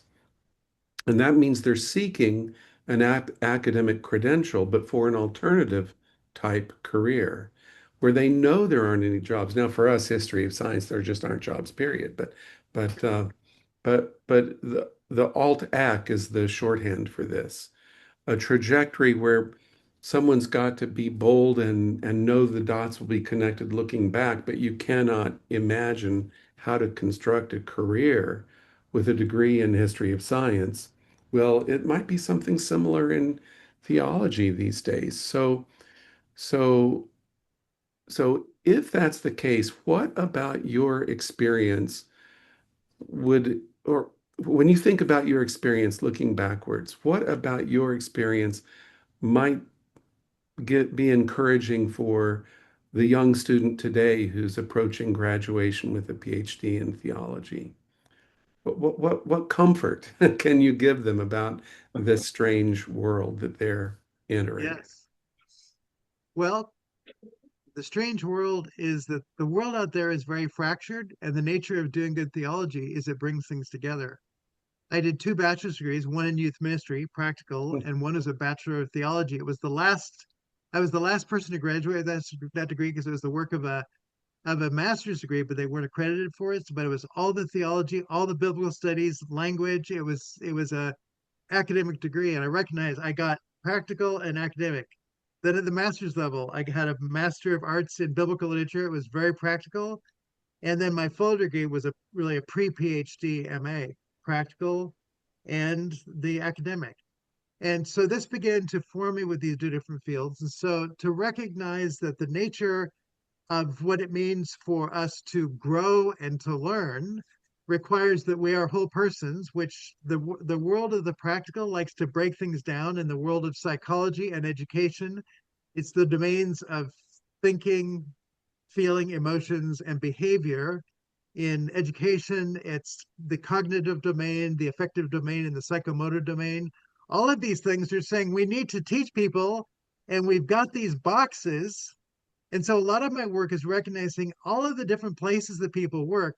They need to see bigger than the box and to recognize that all of these things have to be brought together, that to say that health isn't fixing one of those parts, but ways that connect, see the parts, and how we relate with people in all of the contexts, whether it's as an engineer or a salesperson or whatever. All of these have to work together, or your personality will actually fracture, and you'll feel supported and fulfilled in some parts and not others. And so I have learned that for me to be an academic theologian, right now I'm teaching at Northwest University counseling for theology for counseling. So it's an academic program in a practical ministry, and I'm doing straight Trinitarian theology. Ray Anderson's Christians Who Counsel is one of my textbooks. I have to explain some of it to people, but I am a theologically oriented person who I've looked at the other years that people have taught this. The person who was there left for unfortunate reasons. And it's like, this set of students are going to get something as truly theology for counseling. I don't know that somebody else is going to be able to come in and do what it is that I'm doing here. The textbooks that are being published are largely break it down, control management, symptomatic. It's it's all parts. And even the best of them, the reciprocating self gets close, but it's still two individuals who reciprocate. It doesn't understand onto-relational thinking. It sounds like it's not a huge leap, but the need for theologically trained people who can engage in the world of people helping is huge. And this would be true in all the fields of social help and counseling and all that. In the world of education, where is the class reading, writing, arithmetic, and relationship? What do people need to know as they go out into life? If not, how to do basic communication, negotiation, how to do self-care. I mean, it's basic stuff that anybody with a good theological education could begin making a contribution in curriculum starting at kindergarten. And yet there is virtually nothing out there. People will say, well, we talk about kindness and things in our classrooms. It's like, it's much bigger than the symptoms of these things taken apart. It's really understanding that education is whole person development. And so I could take this into any of the different fields. That's a whole nother book that I want to write is on. It's the fifth domain is the relational, right? I mean, it's the fourth domain, cognitive, affective, psychomotor, and the relational. That's Bloom's taxonomy of education, that there's a whole, it's what most of us learn in or need to learn in and don't even know that that domain is there. And the three that we have are helpful, but they don't give us what holds it together. So the nature of the world out there is that it's wrestling with mechanical ways of growing people and all that have not brought in what it means to be persons. those who are doing theological training would be well attuned to recognize that theology has these contributions to make. In the letter that T.F. Torrance wrote for John McMurray as a commendation for being knighted, he says, "The world of science has learned holistic thinking thanks to Einstein largely. The world of the social sciences has yet to learn it. The only one who's come close is John McMurray. The only one who's next to him close is Michael Polanyi." He put actually Michael Polanyi below John McMurray. And I feel like I'm just beginning to get where it was that Torrance was hoping McMurray would get. And McMurray didn't have the whole theological piece. See, he was a Christian, but he hadn't done all the study with the Torrances that they needed to be mutually informing. And so Torrance greatly benefited by McMurray, but McMurray could have benefited equally from Torrance. So we still need those people to take these trajectories that are out there waiting. And they're part of what we need to deal with in a world where depression and loneliness, that we have epidemics that we haven't identified as epidemic, that they're destroying people, um, literally dying out there because we can't identify the nature of what it is that's going on because we don't have the basic theological underpinnings to assess, to diagnose for the purpose of finding health, and to, for an easy one, to invite churches into being healing communities, not places where information gets downloaded. And I've never heard of a church that wants a doctor to come and say, "Tell us whether our church is healthy or not." It's just not a question they're asking. And if they do, it's on the numbers, how many people are in the pews, how many dollars are given. They're not judging the right things. To measure communications, connections, collaborations, these would be important things to identify a people growing together that I think theologians could be training to do the good theological work and make huge contributions into these areas as well. So theologians can take up the challenge of truly being the handmaidens of every other discipline. The greatest Absolutely. among you shall be your servant, and theology is the greatest when it shows it can really be of service in all these Yep. areas. You Yes. exemplify that so well. I, I'm conscious of our time, and if anyone needs to leave, that's okay, but I'm going to be very selective on the remaining questions. Try to wrap us up in 20 minutes, and then anyone else can ask Marty the questions about I'll his be life here and till you're work that you gone. want to. Okay, so to you had that interaction with JB and with Alan, Yes. and in a way that was formative for you in a core, not just incidental, but formative for your thinking and your later work. So the question would be, how would you compare JB and Alan? What were your impressions of them as people that we might not know, even if we've read works by both of them? We think we kind of understand a little bit of both of them. What were your observations of what they were like in person? And what might we not really get about them? And Dwayne put in their teaching process too. Context, content, communication, connection, community. So any insight you can give us into JB and Yes. Alan and comparison? So JB was slow and patient and kind. And I say to people, there are two people in my life who I think when they prayed, you felt like you were in the presence of God. And JB Mm. Torrance was one. Bruce Metzger, the great Greek person from Princeton Seminary, was the other. Both of them had a profound capacity to pray and to be very present. Wow. JB was very patient and he loved to tell stories. I would take him on tours around Washington State. So we went to Snoqualmie Falls. I took him on a picnic in a boat out on Crystal Lake. I took him to Mount Erie, which is it's a 1,200-foot tall mountain where you get a view of most of Western Washington from it. You can drive to the top of it, and he was the whole time he was just to say joyful and loving to speak the gospel. We went for a hike into Barkley Lake with my son, who is at that point probably one. I carried him much of the way, but JB offered to carry Joshua. And while he did, he peed on JB Torrance on his shoulders. Again, gracious. He was as kind as could be, but that he even offered was just amazingly significant because he was approaching retirement age at that point. He was probably 65 at least. Um, and I remember him seeing some ferns by the side and saying, there was a botanist, or there was somebody, I can't remember where exactly, it was Africa or something, who starved to death. If he'd known that those ferns he could have eaten, he would have lived. And I said to him, it's kind of like the gospel. And he said, you know what? You're right. It's right there. If you had just known that that could have been eaten, you would have lived. He lived with a learning sense to him too. JB he was humble, and when he would meet people, he was just very kind and gracious in meeting them and took time. Alan Torrance, you had to jog to keep up with him. He was always, I mean, he would sit with you for a while and he would download what you needed to get. But if you wanted to talk to him anywhere else, it was a slow jog, but he was always going. And from what I heard at St. Andrews, it was the same thing.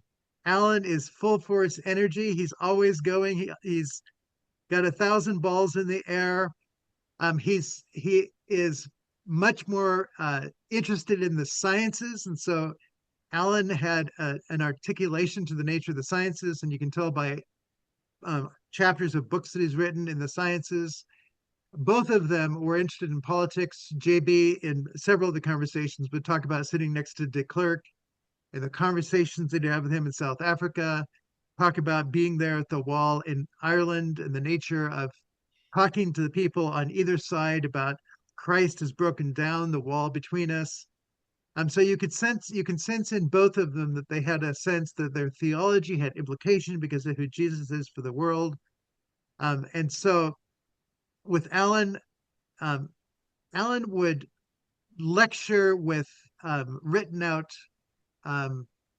2 or 3 page essays, so to speak, which I still have those also, particularly for first year.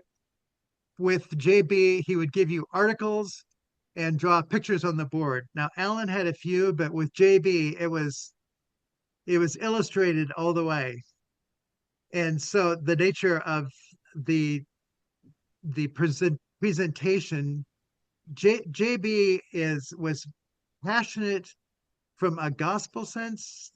It's not that the gospel wasn't important, but he wanted you to become an articulate theologian. And I guess the difference is one really was aiming for equipping people for the church, and it was Spirit, Church, and Sacrament, the class that I was taking from him, and the others that I TA'd for him. Alan has had, of all the Torrances, I think maybe the most PhD students, and he really wanted people to be able to operate at the level of PhD. So people like Julie Canlis and Cherith Fee and myself, and the list goes on of people who did their PhD under Alan Torrance. JB certainly had plenty as well. But there was a level that Alan really wanted to raise people up to that had a different character to it. Though he had stories also about his students when he was first teaching, taking him to an outreach that they were doing, and he wanted to get people sitting at tables to preach the gospel. And said, Alan, all we're going to do in this room with lights going and drinks being poured is we're just going to get to know people. And it was very counterintuitive for him. So there was something of a churchman in him at one point that I think it got kind of lost along the way, to the point that virtually every lecture that Alan Torrance begins with a joke. He gets people laughing, and sometimes there's talk about going up the stairs to his lecture and walking right up the inside of his gown as he was going up and tripping over himself. But Alan develops an ability to relax the people by bringing a level of humor and being very serious without feeling like he was taking himself over seriously, because he wanted to include the possibility of other conversations. JB just wanted to have people hear and get a sense of the nature of the gospel, and to hear it again and again and tell stories of gospel encounters with people. That was really his passion, is the story of his life, of real encounters with people, being able to share and see their life transformed by knowing the goodness of the God of grace who embraced and loves and that. So the the truth is Alan left before he was quite done with my PhD, and so Douglas Campbell took over, which again, a divine piece is to say Douglas has been much better than Alan was at opening the doors. Alan left before. I wish he had stayed a little bit longer. He said, at the point that I saw you, it looked a little bit.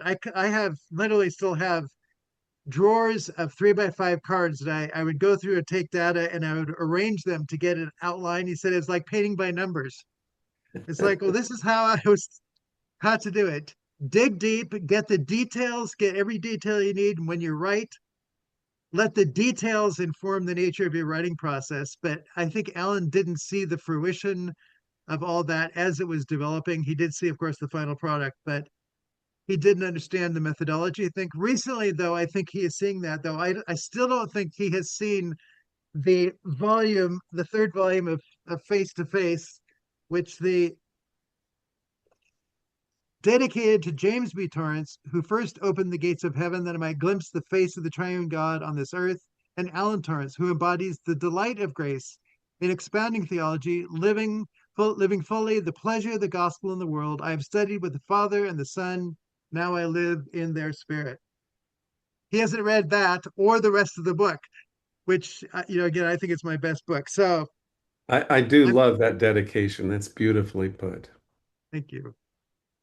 So they are both truly Terentian to the core, Trinitarian, incarnational. Um, to say I haven't had as much time with David. I've only seen him here and there along the way. Um, JB is the one who is really instilled the nature of combining the academic and the pastoral. He was the blend between, the same way that I'm the blend between my mother and father in a sense. So I appreciate the nature of all that he brought as one who saw the value of both those worlds. Everybody says, if only JB could have written more books. He did write a bunch of articles, which were still, James Choustis is still trying to get those published as a edited volume, but we'll see when that happens. Hopefully not in the eschaton, but Right. And we're still hoping for his Warfield lectures to be published as well. yes. I do have a Um, shelf of Alan Torrance's books. There's literally a whole shelf where he has individual chapters in each one of them. So I think there's probably close to 20 of those chapters. yeah. And I think people largely don't know them. One of the things I've tried to do is to read a few of the things that he's written along the way in the reading group, just so people get exposed to a little bit of his work. Yeah. Oh, and for you all in the reading group, Marty and I have been working with JB's family, Alan, Marion, and Heather, and they've maintained his papers intact, and it's been determined that they're going to come to OU to be made available to scholars here. So I think there'll be a lot of good research with JB's papers to come. And just to Um, put a plug in for the fellowship at OU, you have a program that allows people to come and stay and do research there, access to the library as well as to you and all these Torrance pieces that are going. So it's a great opportunity. I spent last March there for the month, and Kerry's, if for nothing else, just to spend a month with Kerry was a, a oh, lifetime highlight. gosh, for me also, Marty, thank you.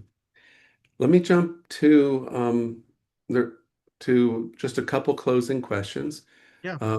In your opinion, what are the primary obstacles that inhibit people's full appreciation of the Torrance's or Barth's contributions to Christian thought and ministry?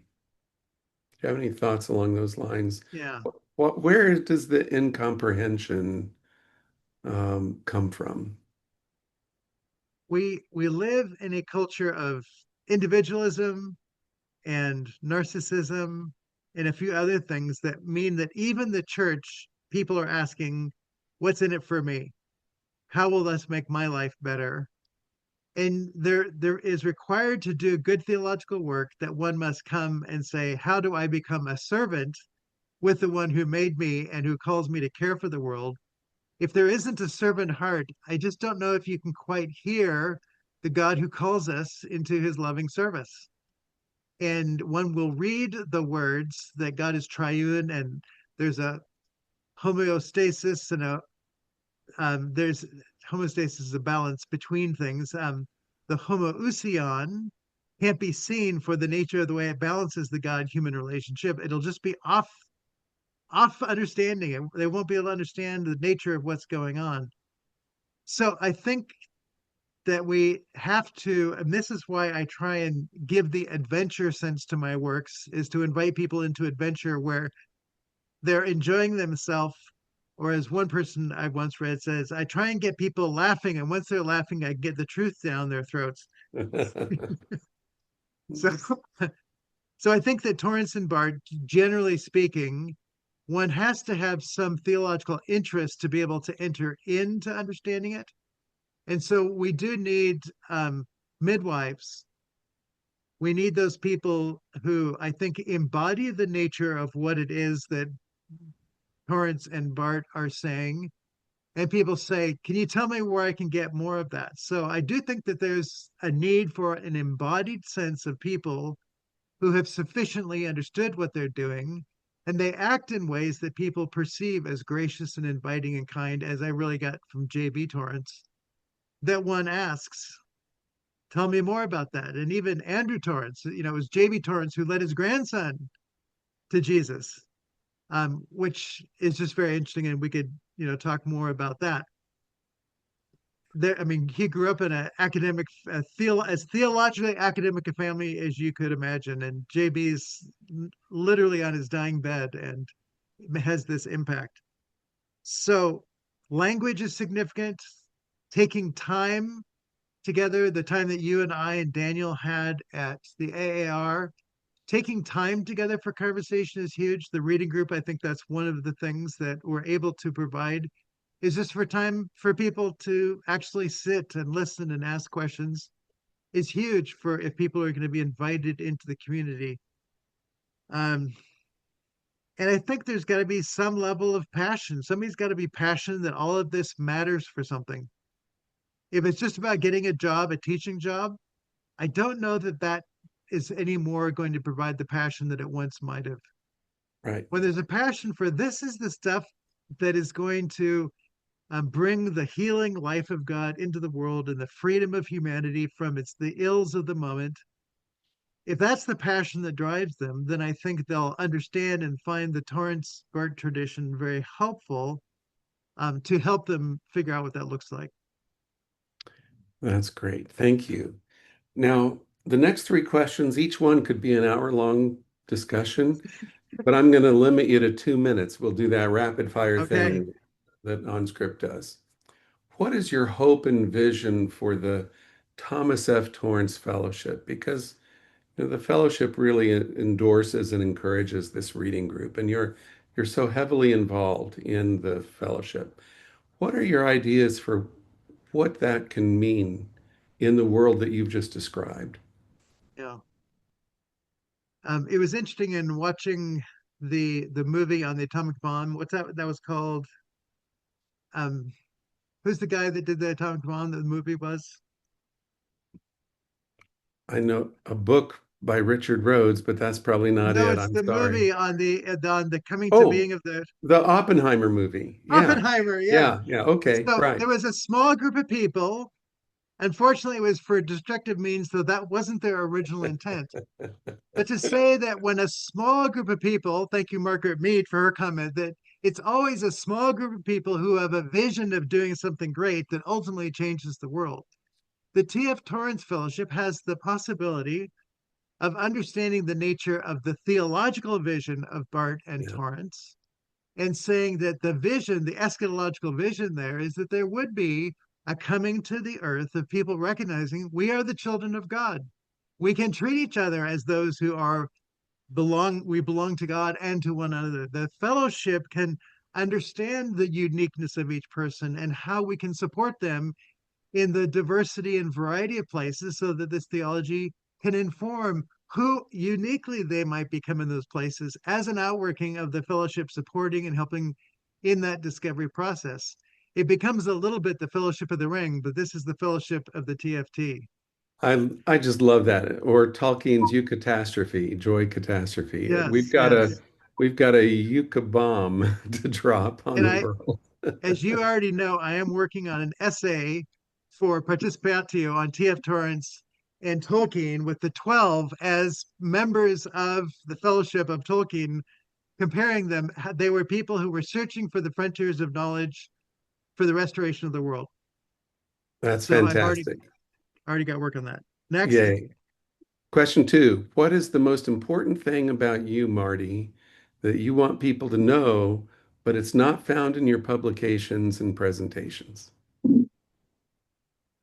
yeah, it's a little bit of a trick. I try to be an open book. Um, I want my wife to know that my library is not just there for decoration, but that books are an extension of who we are. They are a belief that there is a future that requires a past of learning to invest in what might be. And that even if you don't read them all, they are always whispering, I've got something for you.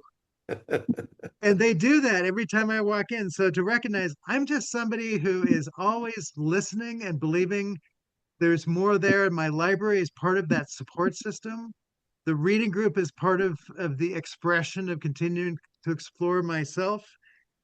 And to recognize that um, I think people know that I'm an encourager and a connector, and that I do that because it's partly what I needed all my life. And if there's something that I had wished more along the way, and I'm grateful for the ones that did, it's the people who made the connections that allowed life to go on. And that really includes, Douglas Campbell is the one that took me with Zondervan, so that was able to go into place. And it was Yeah. because of that that the Psalm series came. So the Mm, value of being that kind of a person is profoundly important for me. yes. Oh, wonderful. Third, if someone asks you which publication of yours they should read first, how do you respond? Of course, who it is makes a huge difference Right. there. If it's somebody who's not theologically trained, face to face, volume one. If they are theologically trained, I would probably start them with face to face, volume three. All right. Very good. All right. Finally, this has been really a joy and lots of fun, Marty. Really appreciate this whole conversation. A pleasure But for me. um, what have I not thought to ask of you that you would have loved for me to have brought up? Is there anything you can think of that you'd like to share? Um, I'm still waiting for. I've invited literally hundreds of people to come and stay. We have a really nice view and we have beautiful guest room. I truly am a hobbit hole kind of place with a room that says, people can come and have conversations. Hospitality is at my core, and to invite people to come and have those conversations is something people may not think that somebody like me would want something like that, but it is part of that fulfillment of relationship is to sit with people and to enjoy time and place with them. Yes. Candace and I are definitely going to come. Awesome. Um, what about everybody else? What questions about Marty have you wanted to ask, but not in all these reading group sessions? What's piqued your curiosity, but you've never really been able to ask him directly about himself? Bill. Well, just very quickly, in your doctorate, you list McMurray, Zazulus, and Bart.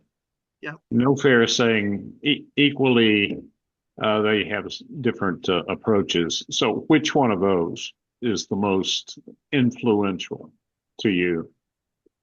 It's an interesting question, which I have to, like hologram, I have to say there is one light that flows in both of them. That's their relational sense. Bart is clearly the theologian who's given me the nature of what theological work looks like. John McMurray uniquely stands up out above even Martin Buber as somebody who understood what it means to be persons in the world of philosophy and to be able to bring the mechanisms and to take apart the very nature of the human experience in a way that I just haven't seen anybody else do. So in the classroom right now with my counselors and psychologists, I start with Bart, but in session 4 here, we're almost all McMurray now. So on a desert island, it's McMurray. Is that right? It probably to carry all of Bart would be really heavy, whereas one or two, if I just had the form of the personal with McMurray, which I think Torrance himself said, his magisterial work, the form of Yeah. the personal, which is the self as agent and person's relation. If I had to choose, that is likely to be what I would take. If I was taking Bart, I would take probably this little book Yes. Yes. right at the end of his life. I think it's The beautiful. Humanity The of way God. the Yes. humanity of God, I think is a very helpful and encouraging book. So Agree. I agree. Thank you, Marty. because that all might fit in my backpack. 2 John McMurrays and 1 little Bart. Love that. Other questions for Marty? I have one. Annan. Yes, Sorry, I couldn't figure out the hand for some reason. this works. Okay. I'm a licensed therapist too, and I've just been catching on just from the group that you talk about that a lot. And of I course, do. this is a theology group. And so when you have people come to you like with questions about God causing anxiety, um, kind of as both of those people, like theologian and therapist, any insight for someone or Yeah. recommendations how to point Yeah. them? I think I should invite people to say, let's consider the God who you've been thinking about. And if this God creates anxiety, maybe we need to rethink God. The statement, perfect love casts out fear, would suggest that the nature of the God that's revealed in the person of Christ is a God whose love will cast out anxiety, because anxiety is just one form of fear. So let's talk about the God who you think you know. Tell me about this God. What do you Mhm. think he thinks of you right now? What is it you think he expects of you? I just start asking these questions that allow them to confess their view of God. And then we say, does that line up with some of the major statements of the Bible? God the Father demonstrates his love for us, and that while we're yet sinners, Christ dies for us. Does that sound like a God who wants you to be anxious or afraid? So I'll bring scripture into conversation and allow the nature of who God is. Sometimes I'll actually let the Father speak. So John 3:16, for God so loved the world. And I'll say, here's what the Father says to you. I loved you so much, I sent my only son, so that in you believing him, you would not perish, but to everlasting life. I never came to condemn you. I just came to bring you home. Can you believe that that's what he says? It's what the Bible's saying. And Mhm. I'll let who God is speak to them, because I really think the nature of the voice is powerful for people to have something that's more therapeutic than just an idea about God, and rather to hear that is the God who's speaking to you. That is the God who will relieve your anxiety. So I do that kind of role playing. I also encourage them to go home and write a letter from either the God, the Father, or the Son, or the Spirit to talk to them about their anxiety, Yeah. right? And so just begin with your name, dear, and then listen. And people talk about just the nature of when they sit in the listening place, the nature of what they hear comes from a totally different place. Okay. So you're really comfortable bringing in scripture, bringing it like doing that as your I am therapy. I am very comfortable. I had one couple where one was a overt non-Christian who said, "I see you're a theologian. I don't want to talk about theology." And the spouse, she is mildly Christian, I'd say. We had Mhm. our first session was 2 hours. At 1 hour, he stops and says, "This is exactly what I've been looking for." Now, I didn't say to him at that point, "This is just good theology," because I didn't want to throw him off. But I'm thinking the fact that I didn't make it all theology and heavy, but brought the life of what it means to be persons in relationship and what it means for there not to be fear. All of these things allowed for the work of the Spirit, I would say, to do its work. Yeah, that's awesome. Do you have any like books I should read to like, because that's my favorite type of therapy to do, those clients. Start here. Okay, your stuff. The Yes, the nature, 3 volumes of Face to Face. Don't yeah, miss I them. think if you just work through the 3 volumes of Face to Face, it would be very therapeutic. The nature of fear that McMurray has been the most insightful. If you talk to my students here after the fourth session, if we say, what is the greatest problem for therapeutic work? Every one of them will give you one word: fear. And we talk about the many manifestations of it, but they're quite clear. Fear is that which is in us that causes us to say no, to put the brake pedal on. Jesus is the yes of God. He says yes to the Father. Yes, yes, yes.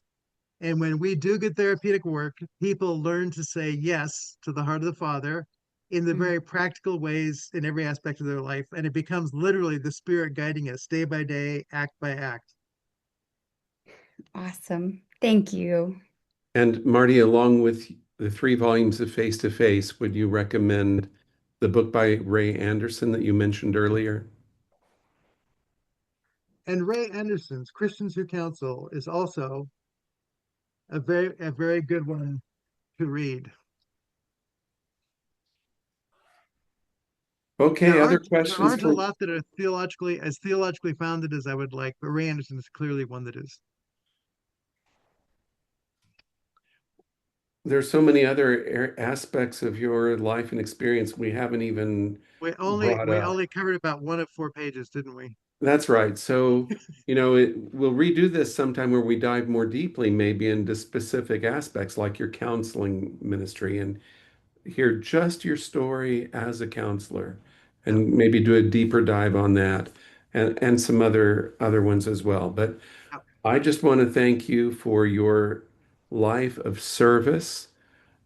It's exemplified by your commitment to this reading group, but also by all that you do for the TFT Fellowship and all these other projects that you have going.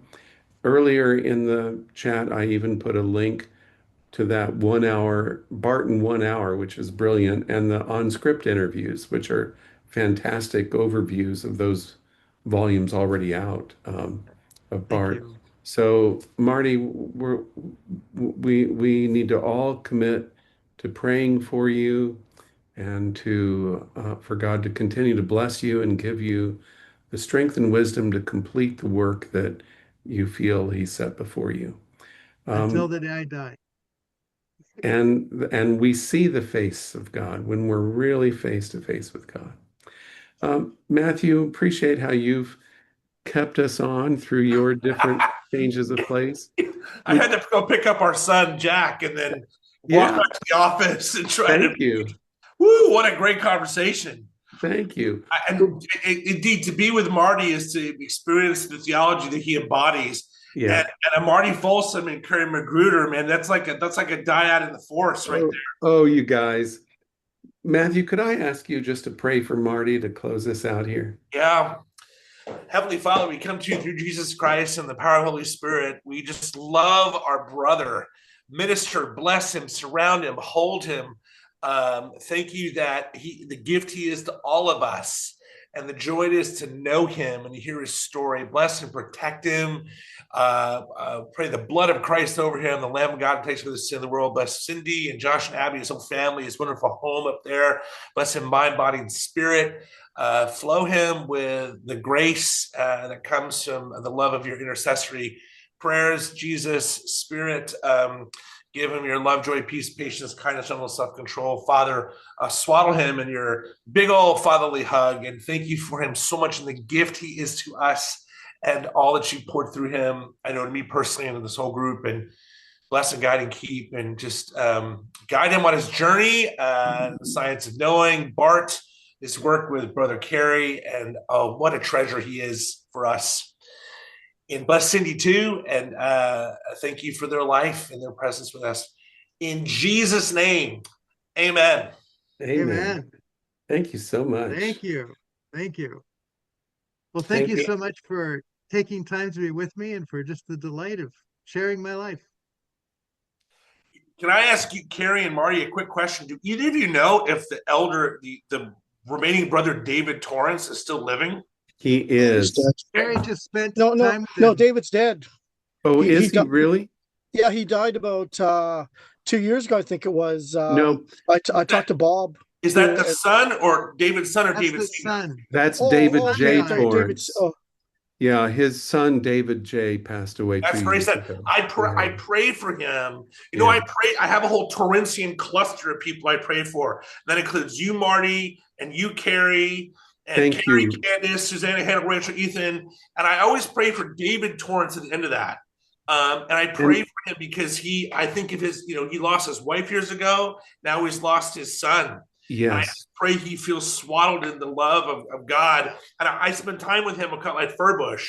He's a dear, as you know, guys, yes, he's a dear man. yes. Gary was with him just weeks You, ago. you might oh, that's good. cut off the recording of this, Marty, if you would, or clip it from the end. But